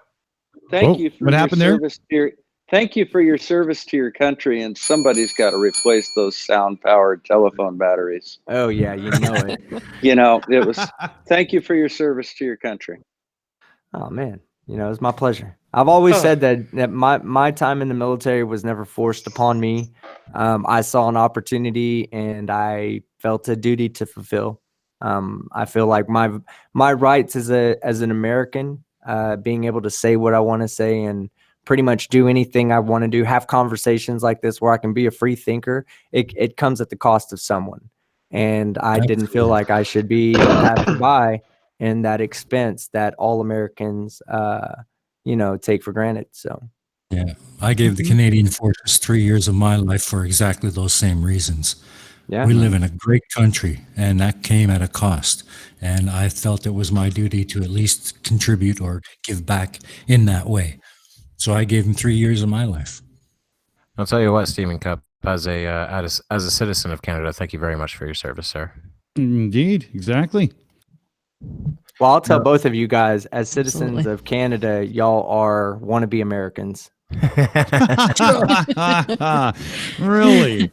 But how many Americans right now are backpacking around the world with a Canadian flag on their bag? Exactly. Are you asking me truly how many hippies exist in America that have left America? Not many. But I guarantee there's more people backtracking around America wearing American backpacks, American flags with an American flag tattooed on their face, an eagle on their shoulder, walking around the Colorado Rockies singing whatever our song is. Yippee-ki-yay, motherfucker. Yippee-ki-yay, America. Listen, you guys colonial motherfuckers, man. Don't even fucking go there. Come on, fuck. You know you all will be fucking Scottish. Fuck off. Sounds like somebody's jealous that he's not American. I was gonna ask Team though. I was like, why does Canada seem to have an American refugee problem at this point in time? Yeah, same reason that Australia had an English refugee problem at one time. We just dump all our criminals up there. and Jerry's our not here. criminals. It's not our criminals. Are degenerates. Are degenerates. So anybody that's a natural born Canadian citizen is a citizen of Canada because their parents were degenerate Americans. I love you guys. I love you guys. But Brainy, it's true with Brainy. You guys are all right, but with Brainy, it's true. It's 100%. See, now I'm glad Team is here to set this record straight, because Team, you got no fucking idea how much flack I got for saying shit like that before we got Aimee and Boole in here, because I was just the fucking token American there for the longest goddamn time. Well, every group's got to have one person that thinks they're smart. Well, I look at it like this, though. Trog, I look at it like this. Every group has to have one person that legitimizes them. You were that person. So without you, this would have just been a bunch of Canadians running around on the internet trying to figure shit out, and it would have never come together. So thank you very much for bringing your cave wall skills to the table. You're absolutely welcome, and you just redeemed yourself for not voting for Riley for Defoe. What the fuck right there? Who the fuck are you calling fucking Canadian, you motherfucker? We can jump into a super chat moment here, guys. Yes, please. Mr. Victory gave us $5 American, and he says that little video box surrounded by a black void, it's the look inside of a flurper's head. At least it wasn't Validation Boy's white around a black hole. Thank you so much, Mr. Victory. That's a good one. And I do want to say, too, thank you, everyone who has served, for your service. Thank you so much. We do appreciate it. Especially when it's served with fries and a Coke. What an ass muncher. Who said that? Was that Dick or was that Logical Troglodyte? That was Dick being himself. That was the Dick. Yeah, I thought that was something a Dick would say, Yep. Hey, I'm hungry. What the hell, man? Yeah. Well, there is a difference between being a dick and being Dick, so not really. I was going to say, what is that? Not from a dick's perspective. Yeah. Well, the difference is I can choose to be a dick once in a while, but it's a choice. With Dick is a dick. Well, it's just 24/7. He doesn't have the fucking choice. You know, that's just his default setting. I want to know, Dick. I want to, Dick. First, I have 2 questions. One predicates the other. First off, is Dick your natural born name? No. No, it's not. You choose to be a dick. Oh, great. Yes. I like you even more. No. Why didn't you just go full blown penis though? Why didn't you say, "Hey, I'm Penis Dawson"? Well, I only want the attention. I can only bring so much in. Otherwise, I'm just, I'm fighting off the attention, right? So, instead of like, I was going to go with throbbing cock, but I pulled it back a bit because I figured, okay, dick's good enough. That was it.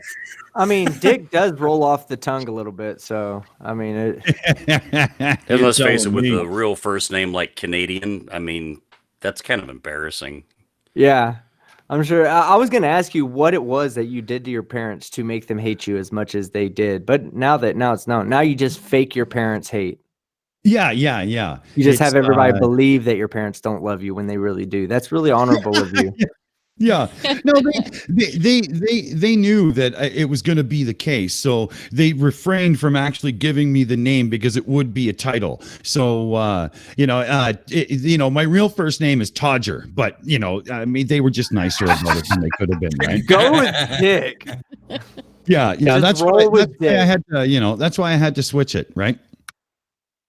Yeah, if you definitely go penis before you go Todger if you change your name ever. Yeah. And we also got a super chat in again too from C4 for $5 Love you all. F you, Streamlabs. He said, "Thank you so much for your support, C4." Thank you. Gotta love C4 out there. I've noticed that people have a real battle with that Streamlabs thing. It's quite funny, actually. Yeah, I stopped using Streamlabs after Booleanenator basically told me, "Don't use Streamlabs, use fucking vMix." And I was like, "Okay." Well, we're switching our production over to vMix, but we still use Streamlabs for a few back end things. vMix is so much better. Well, when it comes to super chats, though, team, like, there's not a really easy way for vMix to actually automatically pull up super chats as they come in. Streamlabs I learned how to do it. I know how to do it. Well, yeah, I use Streamlabs as well for that because I use it on multiple things. Like, if it was just for super chats, then I would probably use vMix. You just use the API and pull from the file. Like, that's just how I would do it if I had to do it through vMix. Like, but because Streamlabs does subscribers, it does Patreon, it does donations, everything. It's just handy. You can integrate it through a lot of different ways. There's a lot of different ways to bring in that information into vMix. vMix is so flexible that way, but it's just like the easiest thing is just to go ahead and put the browser link in, and that's what I do. Yeah. I just put the browser link in it. And it pops up and it shows me sex dancing and rubbing my nuts on the camera, and then it says the message at the bottom. Shit, I thought it was just my fucking private chat. Oh, yeah, bastard.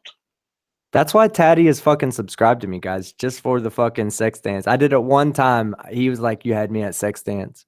I was Hell like, yeah. Hey, this is why I pay this bastard monthly. I love you, Tatty. I love you. I love you too, team, man. That's on record. It's on record for me too. What do you think there, Kev? Should we fire up that last video while we still got everybody? Well, sure. Yeah. Let's see what the last video is. I know it's longer, so we definitely won't finish it. But what was it called again? Penises. Something like. I'm sorry. I thought you were asking me what I wanted to watch at the time. I'm sorry. Forget what I said. Stars, Mars, Moon, keep it in focus, blah blah blah, something like that. Yeah. Oh God. Yeah. Okay. Yada yada yada. Bullshit. Diarrhea of the mouth. Bullshit. Yada. Absolutely. All right. Oh, I remember pulling this one up, man. Oh yes. Also, hi, Side Cycling. Hey, Side Cycling. How's it going? Well, shall we get into it then? Okay. Let's do it. It's a pretty picture.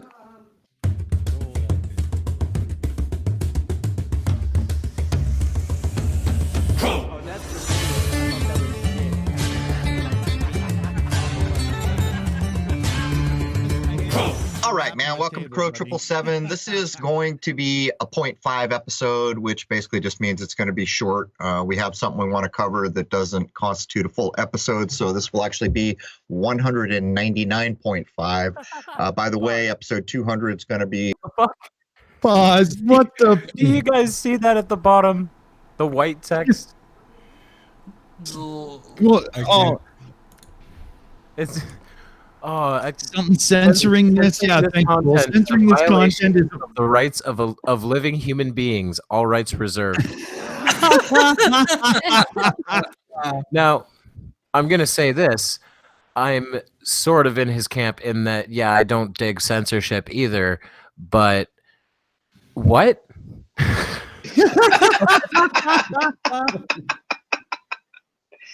I knew you'd love that shit, Dylan.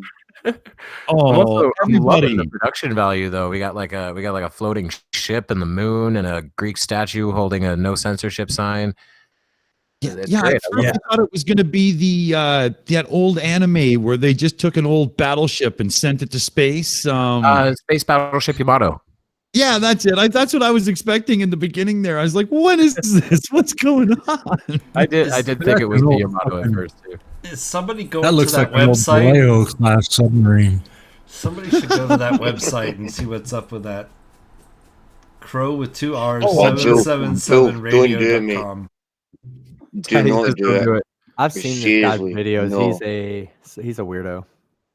Yeah, and then some. Well, let's see how weird he can get. Yeah, let's do this. This is hilarious. Quite a doozy here where we cover the roots of sci-fi and the intent.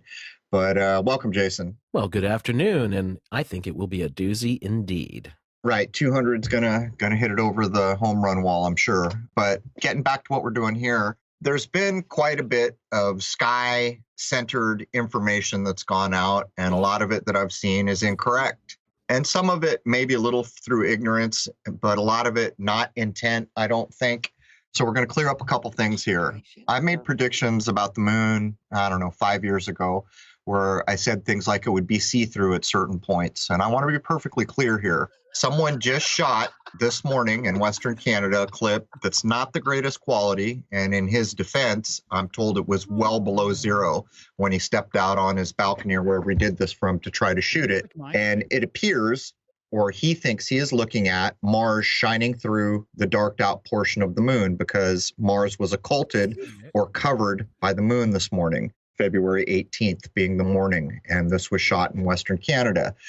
Now, when I looked at it, the first thing I did is I got in Stellarium, a couple other tools, tried to vet it out. Here's what I can say.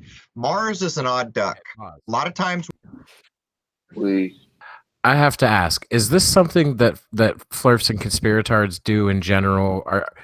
See, what I'll do with my videos is if I want to talk about a subject, I'll show it while I'm talking about it, and my audience has the capability to look at what I'm talking about and listen to me. And it's really frustrating hearing you describe this photo that I can't see because I'm sitting there going, "It's a satellite." It's a satellite. It's probably a satellite. Well, that's because you're intellectually honest enough not to try to poison the will first. Yeah, but did you not hear him? Did you not hear him? The moon's fucking transparent. Get on board, motherfucker. Come on. Well, if you're gonna talk about a picture, put the fucking picture on the screen. Your fucking advertisement is driving me nuts, man. I know it looks like rejected Heaven's Gate cult art. It looks like it's from a MySpace page, for fuck's sake. It's horrible. That CSS went wrong. Yeah, yeah. I mean, I'm expecting frames any moment now on the next one, right? Yeah.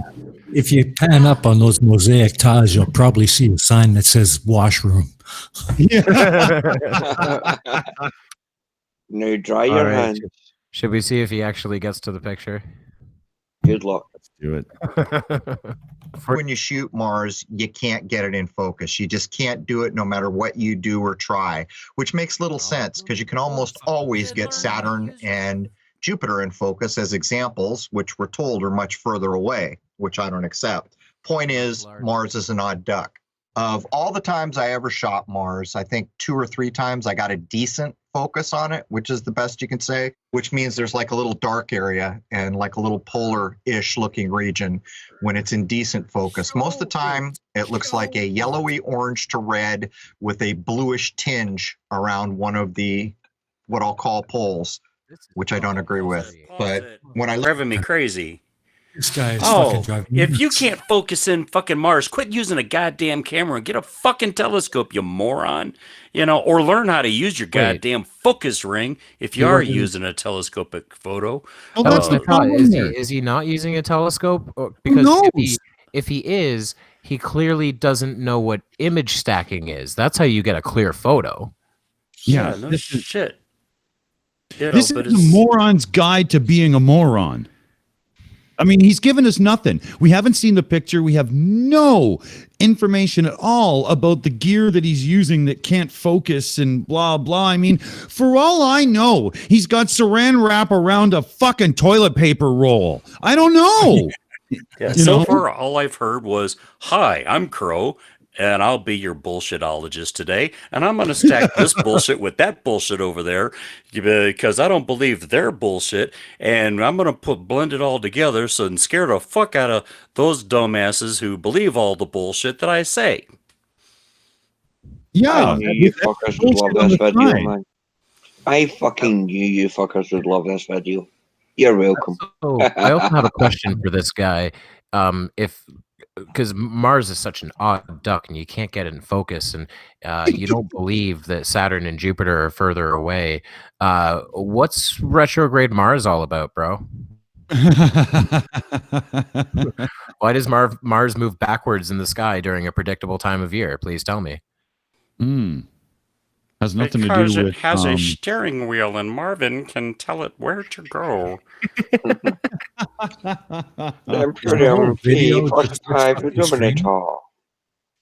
Team, you sound quiet. Are you just waiting for the picture like the rest of us? Yes. I'm listening. I'm a big fan of the show, so let me fucking nerd out for a bit with my favorite people to watch. I appreciate you. We're happy to oblige. How about our other guests, Terry or Bob? Do you guys got anything to add here? Guess not. I think we've killed them. Oops. All right. See, I keep plenty on standby, guys. Go ahead. Sorry, guys. Were you talking about that one little bright spot in the moon? We haven't seen it yet. Yeah, I mean, so far this guy is just filling the bowl with word salad, but there's no imagery to be seen.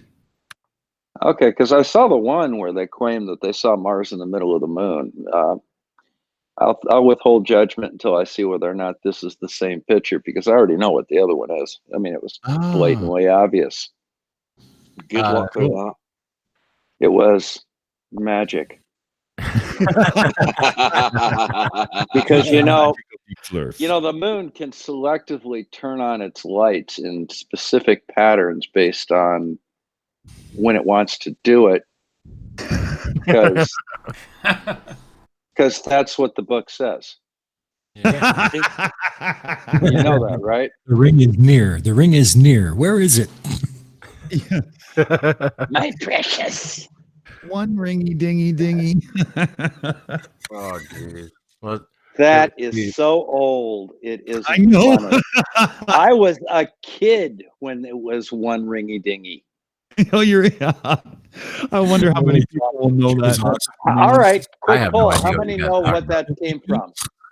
No, look, I do. Just so you know, I love Lily Tomlin. I've always loved her. There you go. And that's who it was. Yes. Hi, I'm 5 years old. I'm sorry, I had a proper childhood. It was in the pub. All right, roll the stupid bull. I have no idea what's going on right now. Photo, right? Yeah. Looked at the footage the gentleman shot. The location is about right. The color of Mars is about right. The time is about right. So I called him up on the phone. Seemed like a legit dude. Told me what happened. And I said, while I had Stellarium open, I asked him, can you give me the timestamp on your camera?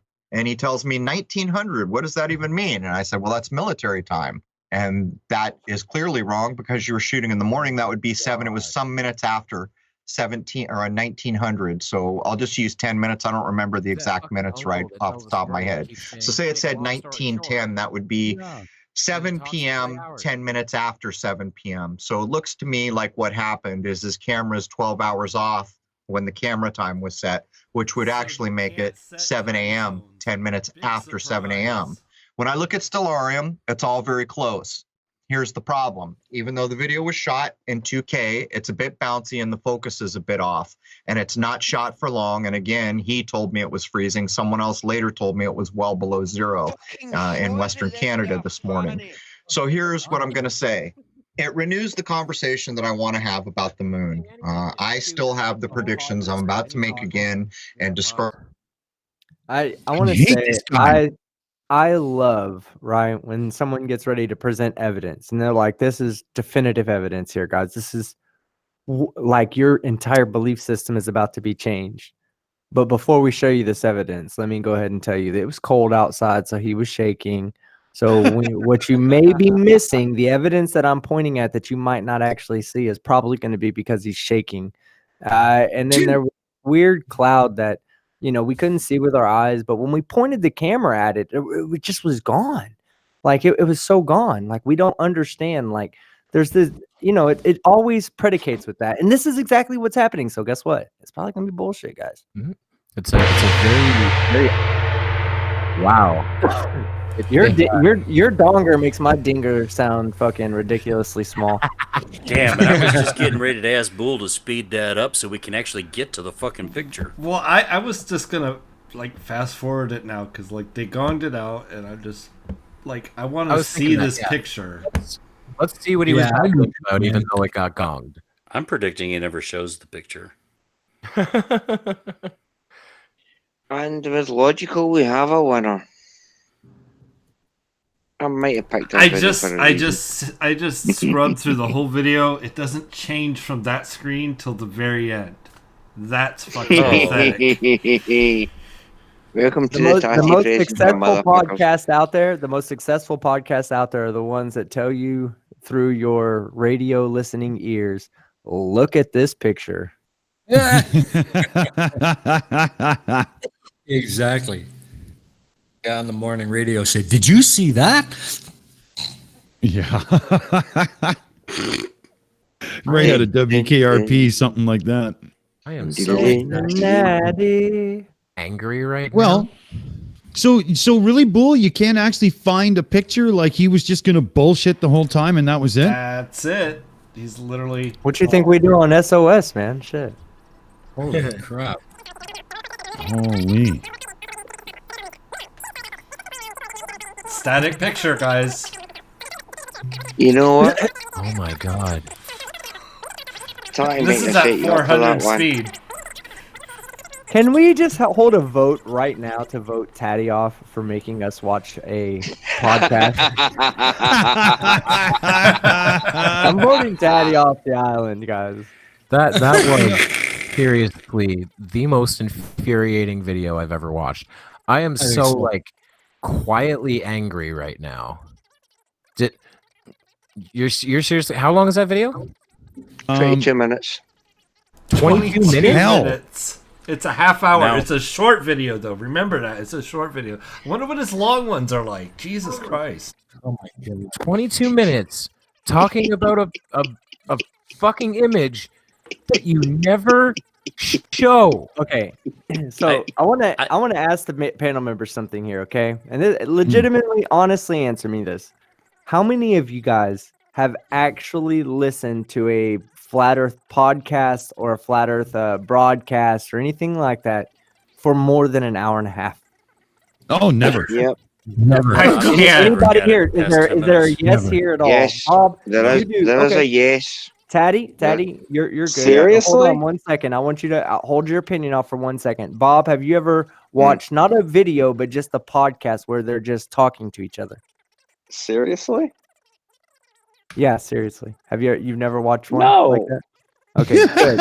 I'm middle-aged. I don't have No, that you kind of time have left. now demonstrated that you're not a mental masochist, which is great. So Yeah, I'm middle aged. I don't have that much time left, man. Agreed. But one day I decided that, my mental stability needed to be tested. So I decided I wanted to see what a flat earth podcast really sounded like, or I just casually watched in the background. I didn't harass anybody. There was nobody in the chat. There was like 6 viewers the whole time. But the thing is that they talked for like 4 hours and never said a thing. Not one time did they. It was just like these two guys. They were just like sitting there talking. They were like, yeah. And then the globetards, they all think that it's refraction. Everything's refraction. Everything. Yeah. That's why they're globetards. Oh, yeah, that's what I was saying. They're globetards because they say everything is fucking refraction. Everything. It's all they ever fucking do. And believe me, I'm being more entertaining than they are. And the other I'm guy hearing goes, Pratt and Inrem having a conversation there. That was amazing. oh, no. This is well beyond the intelligence level of either one of those two dipshits. This is a globe earther trying to be a flat earther. There's some intelligence that's coming out of my mouth, even if I'm trying to sound like I'm a fucking flat earth idiot. But that's what they do. And then there'll be like 4, 5, 6. There'll be more people in the fucking call than in the live chat watching the video. And I'm one of the people watching. And I'm sure every one of those people are logged in. And they're all chatting to each other in the live chat.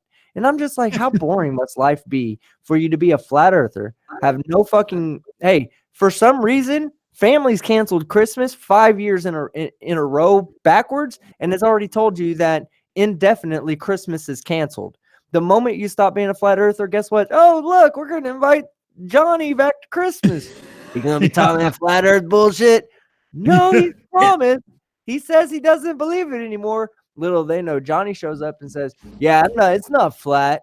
No, stupid thing is flat. It's fucking concave. Oh, great, Johnny. No more Christmas for Johnny. Christmas is canceled again.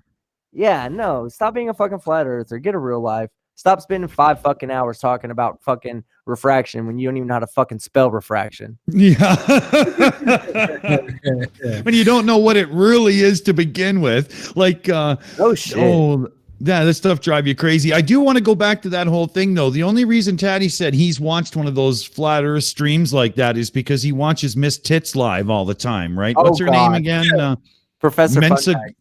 Yeah, menstruate. No, I can't do that joke. Mensa girl or whatever. I refuse to call her by her STD name, so I'm going to call her Professor Funbag. Yeah, fun bags. I like that one. I just call her Tits I like McGee. that one. Oh, geez, Logical's going to give us shit any minute here. Like, calling herself Orphan Red was like kind of a catchy name. Calling yourself Mensa Girl sounds nasty. It just does. It sounds like you're diseased. Like, what did you not get vaccine? Are you an anti-vaxxer too? You didn't get your Mensa vaccination? People are going to be worried that you're going to leave a trail of nasty everywhere you go. It's just wrong, you know? She had another name once. She did have another name once. Orphan Blue also, where she did sex ed. Yeah. Sex ed. I'd love to see her do a video on how to suck cock. You know what I'm saying? I'd watch it. I'd thumbs up it. Do you want the link? Yeah, right. I would give that a thumbs up. I bet that'd be one of her few videos that have like an over 95% audience retention rate. You know, like people just watch all the way to the end to where she starts putting the banana in her mouth. You know. I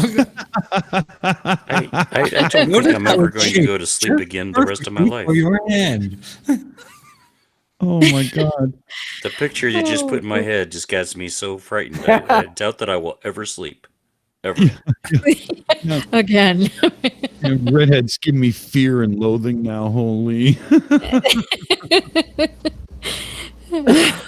Oh, too funny. No, Daniel Cooper says, was it Arwen's podcast that I watched? No, it wasn't Arwen's. Arwen's actually pretty entertaining, not because of what he says, but because of like the entire shit show that comes with Arwen. Like, it's his stupidity combined with his confidence, combined with his accent, combined with his I would say Steven Seagal look, but he's more like, I would say, an anorexic Steven Seagal. It would be more like the person that would play Steven Seagal in a little person's movie, you know? Yeah. Like you'd be And like, don't- let's get Arwen. Let's get And Arwen to do it. yeah, and don't forget the occasional meltdown. Those are always fun. Oh no, I love the Small occasional mini-me. meltdown. That's awesome that he has that. That's what makes it somewhat entertaining. But literally, like that guy is he's delusional. He is. Oh, I yeah. think he has a mental disease. That's why I don't really like do any videos about him or anything like that. I think that. Well, I wouldn't say he has a mental disease, but I think he has a mental affliction, like stress or depression or something goes on in his life that causes him to not be able to be to function properly, because he doesn't act like a weird normal alien creature that lives in his head, slowly eating his brain, something like that. I mean, I would honestly, if you could convince him of that, I don't think it would take a lot of convincing to say, hey, Arwen, something like there's a bug in your head eating your brain, dude. Like I saw it on CNN the other day. And then the government quickly pulled it right in the middle of the broadcast. And a government official came on and said, don't worry, guys, it's all good. I promise it's there. CNN already We're prepared. I promise you, it's there. I would say it's called the Lilith virus. I heard about it the other day. Guys, I don't mean to interrupt the flow, but we had a super chat we got to get caught up on. Good call. Yes, please. Yes, please. It's from our very own Ilya Moon for 10 American dollars. She says, love and miss my golden ass tonight. She says, it's her emoji. We love you, Ilya. Thank you so much. It was the golden ass dildo emoji. It doesn't translate in Discord. Yeah. Yeah, no, sorry. I can't translate those very well. Sorry. Yeah, there is a few new emojis in there for members and whatnot. We're trying to get caught up. It's just we only have one or two people that are any good at art in any way. So what are you going to do? That's right? my biggest problem. Like people are like, hey, we need new emojis. And I'm like, that's like asking me, hey, can you make another Picasso for me? Yeah, same thing. Okay. Let me do it. Okay. If I can find it and just cut it out and make it like transparent background, then I'm good. But if I have to actually create it, we got a problem. You know what? I think we have some kind of weird troll in the chat. This feels like something a flat earther would say.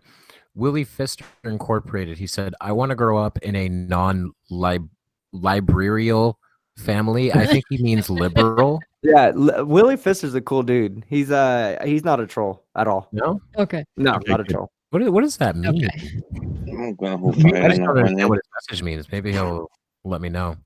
Is it a mistype of liberal? I'm not sure. Daniel Cooper, Arwen is like John Leguizamo playing Steven Seagal. Yes. My favorite part is that I wonder if he realizes that if he just cut his hair, like it doesn't work for him. That look does not work for him.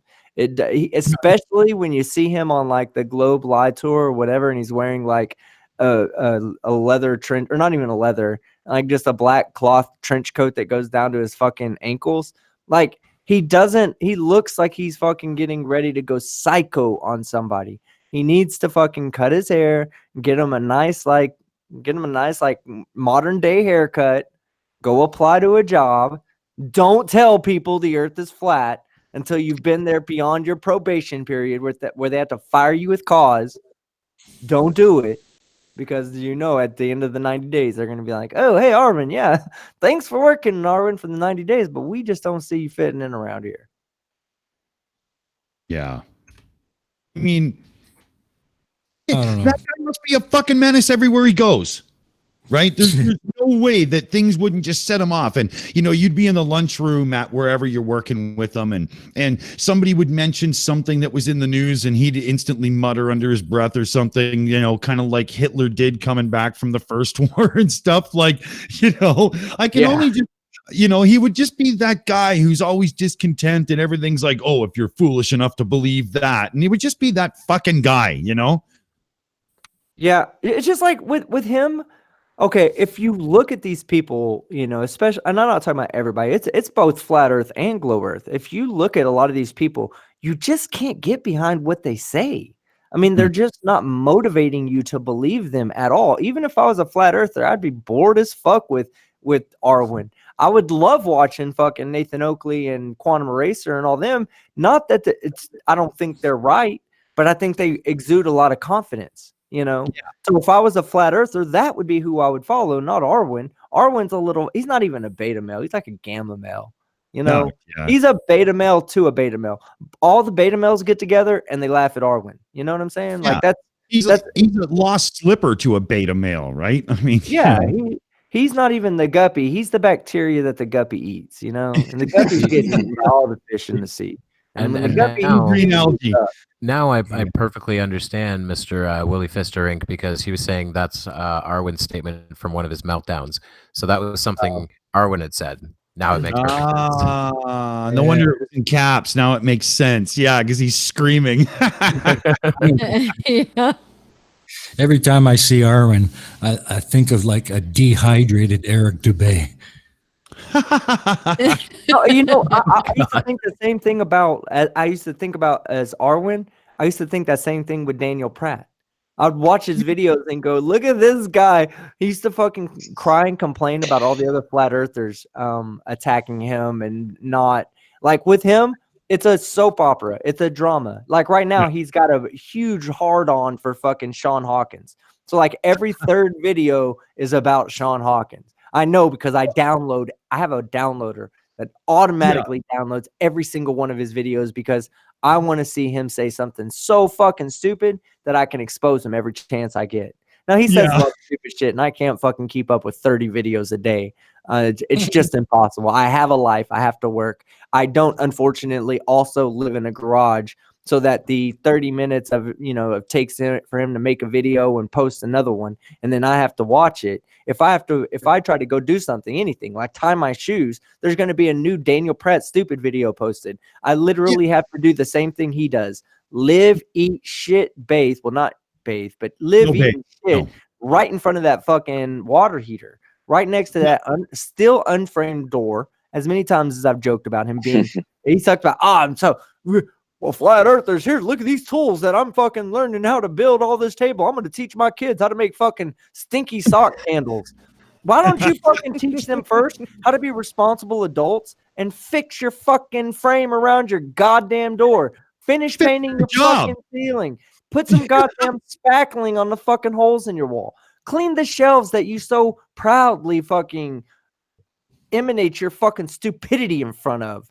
I mean, God damn it, Daniel Pratt. If you had a lick of fucking sense, you could actually be a prominent flat earther, because people like to watch your drama. People like to point and laugh at you. You're a character. People would love to fucking see that. But no, Daniel Pratt has to be a dirty bitch. Daniel Pratt has to think that the earth is actually flat instead of just making fun of him. Well, guess what, Daniel Pratt? You're now the butt of all of our jokes. In fact, your existence tonight made everybody in our chat smile just a little bit more.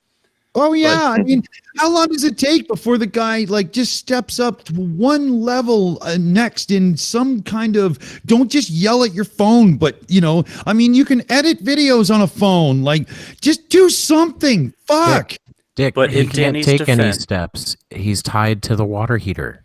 Yeah, that's Danny's cool defense, thing to say. That's such a cruel thing to tell him, to step away from things. You know, but in his defense, his shelves are flat and level.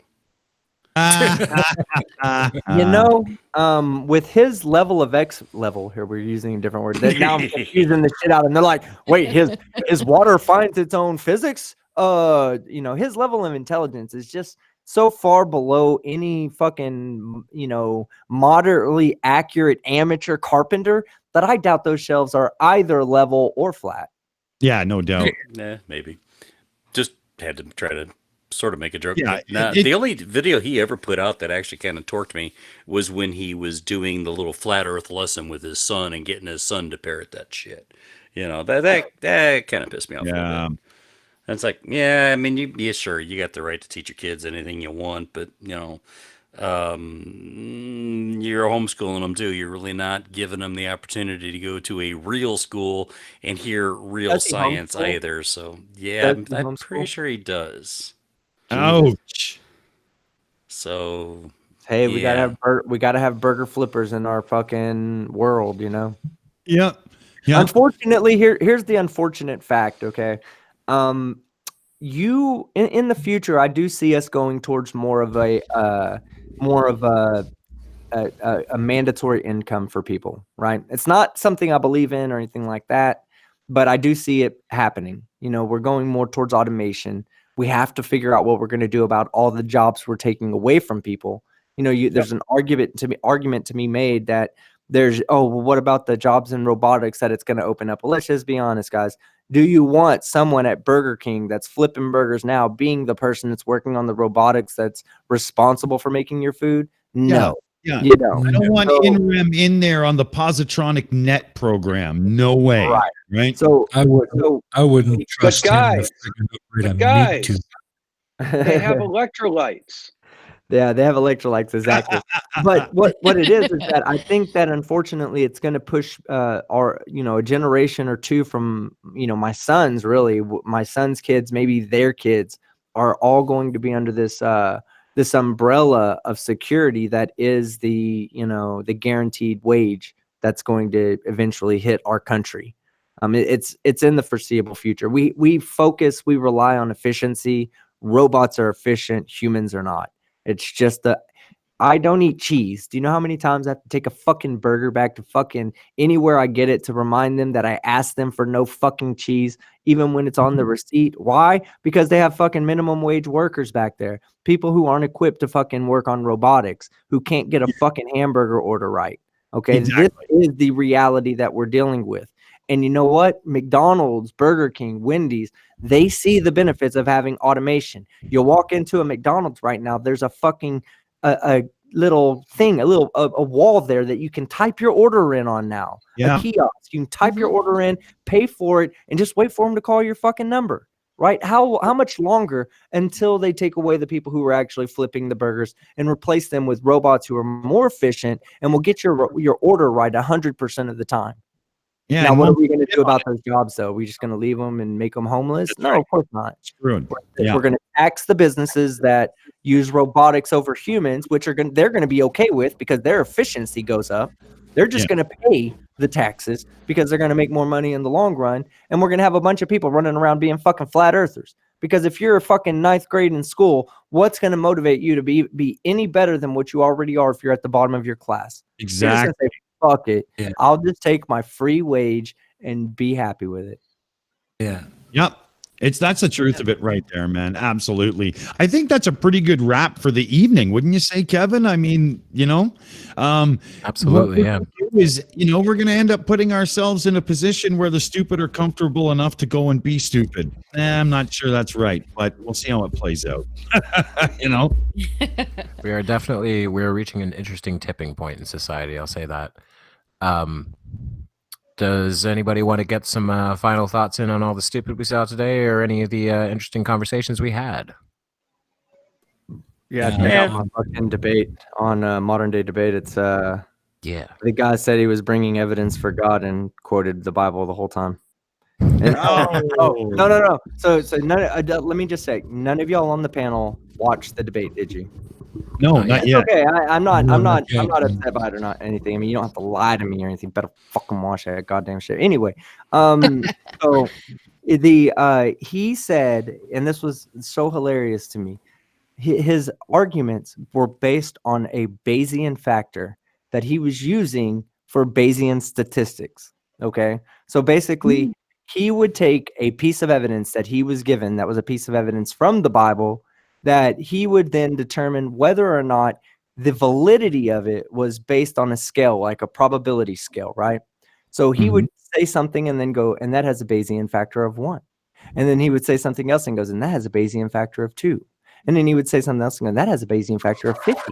And so then he started going 1 times 2 times 50. This motherfucker said that it was a 1 in a billion chance that Jesus was not the Messiah, based on his Bayesian factors, his own subjective. I said, what if I look at the thing and don't come to the same conclusion? I was like, does that mean that he doesn't exist? I mean, it was crazy. The dude just like made this scale up. It was like me saying, yeah. Oh, y'all remember my last? Okay, y'all better have watched this one. Y'all saw my video with Creaky, right? With the news bloopers one. Yeah.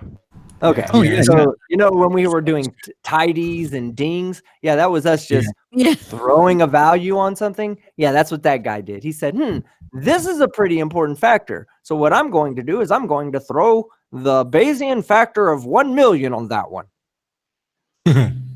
Wow. What? I mean, go watch it. He It's obviously that has bad. no idea what a That Bayesian bad. scale does. no.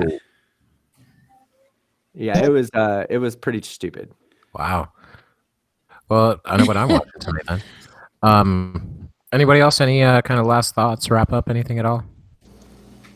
Yeah, No, I think as it- per usual, it was stupid people saying stupid shit, that they pulled out of their ass because, they ain't got nothing else better to do with their lives because they lost their jobs to automation over Burger King.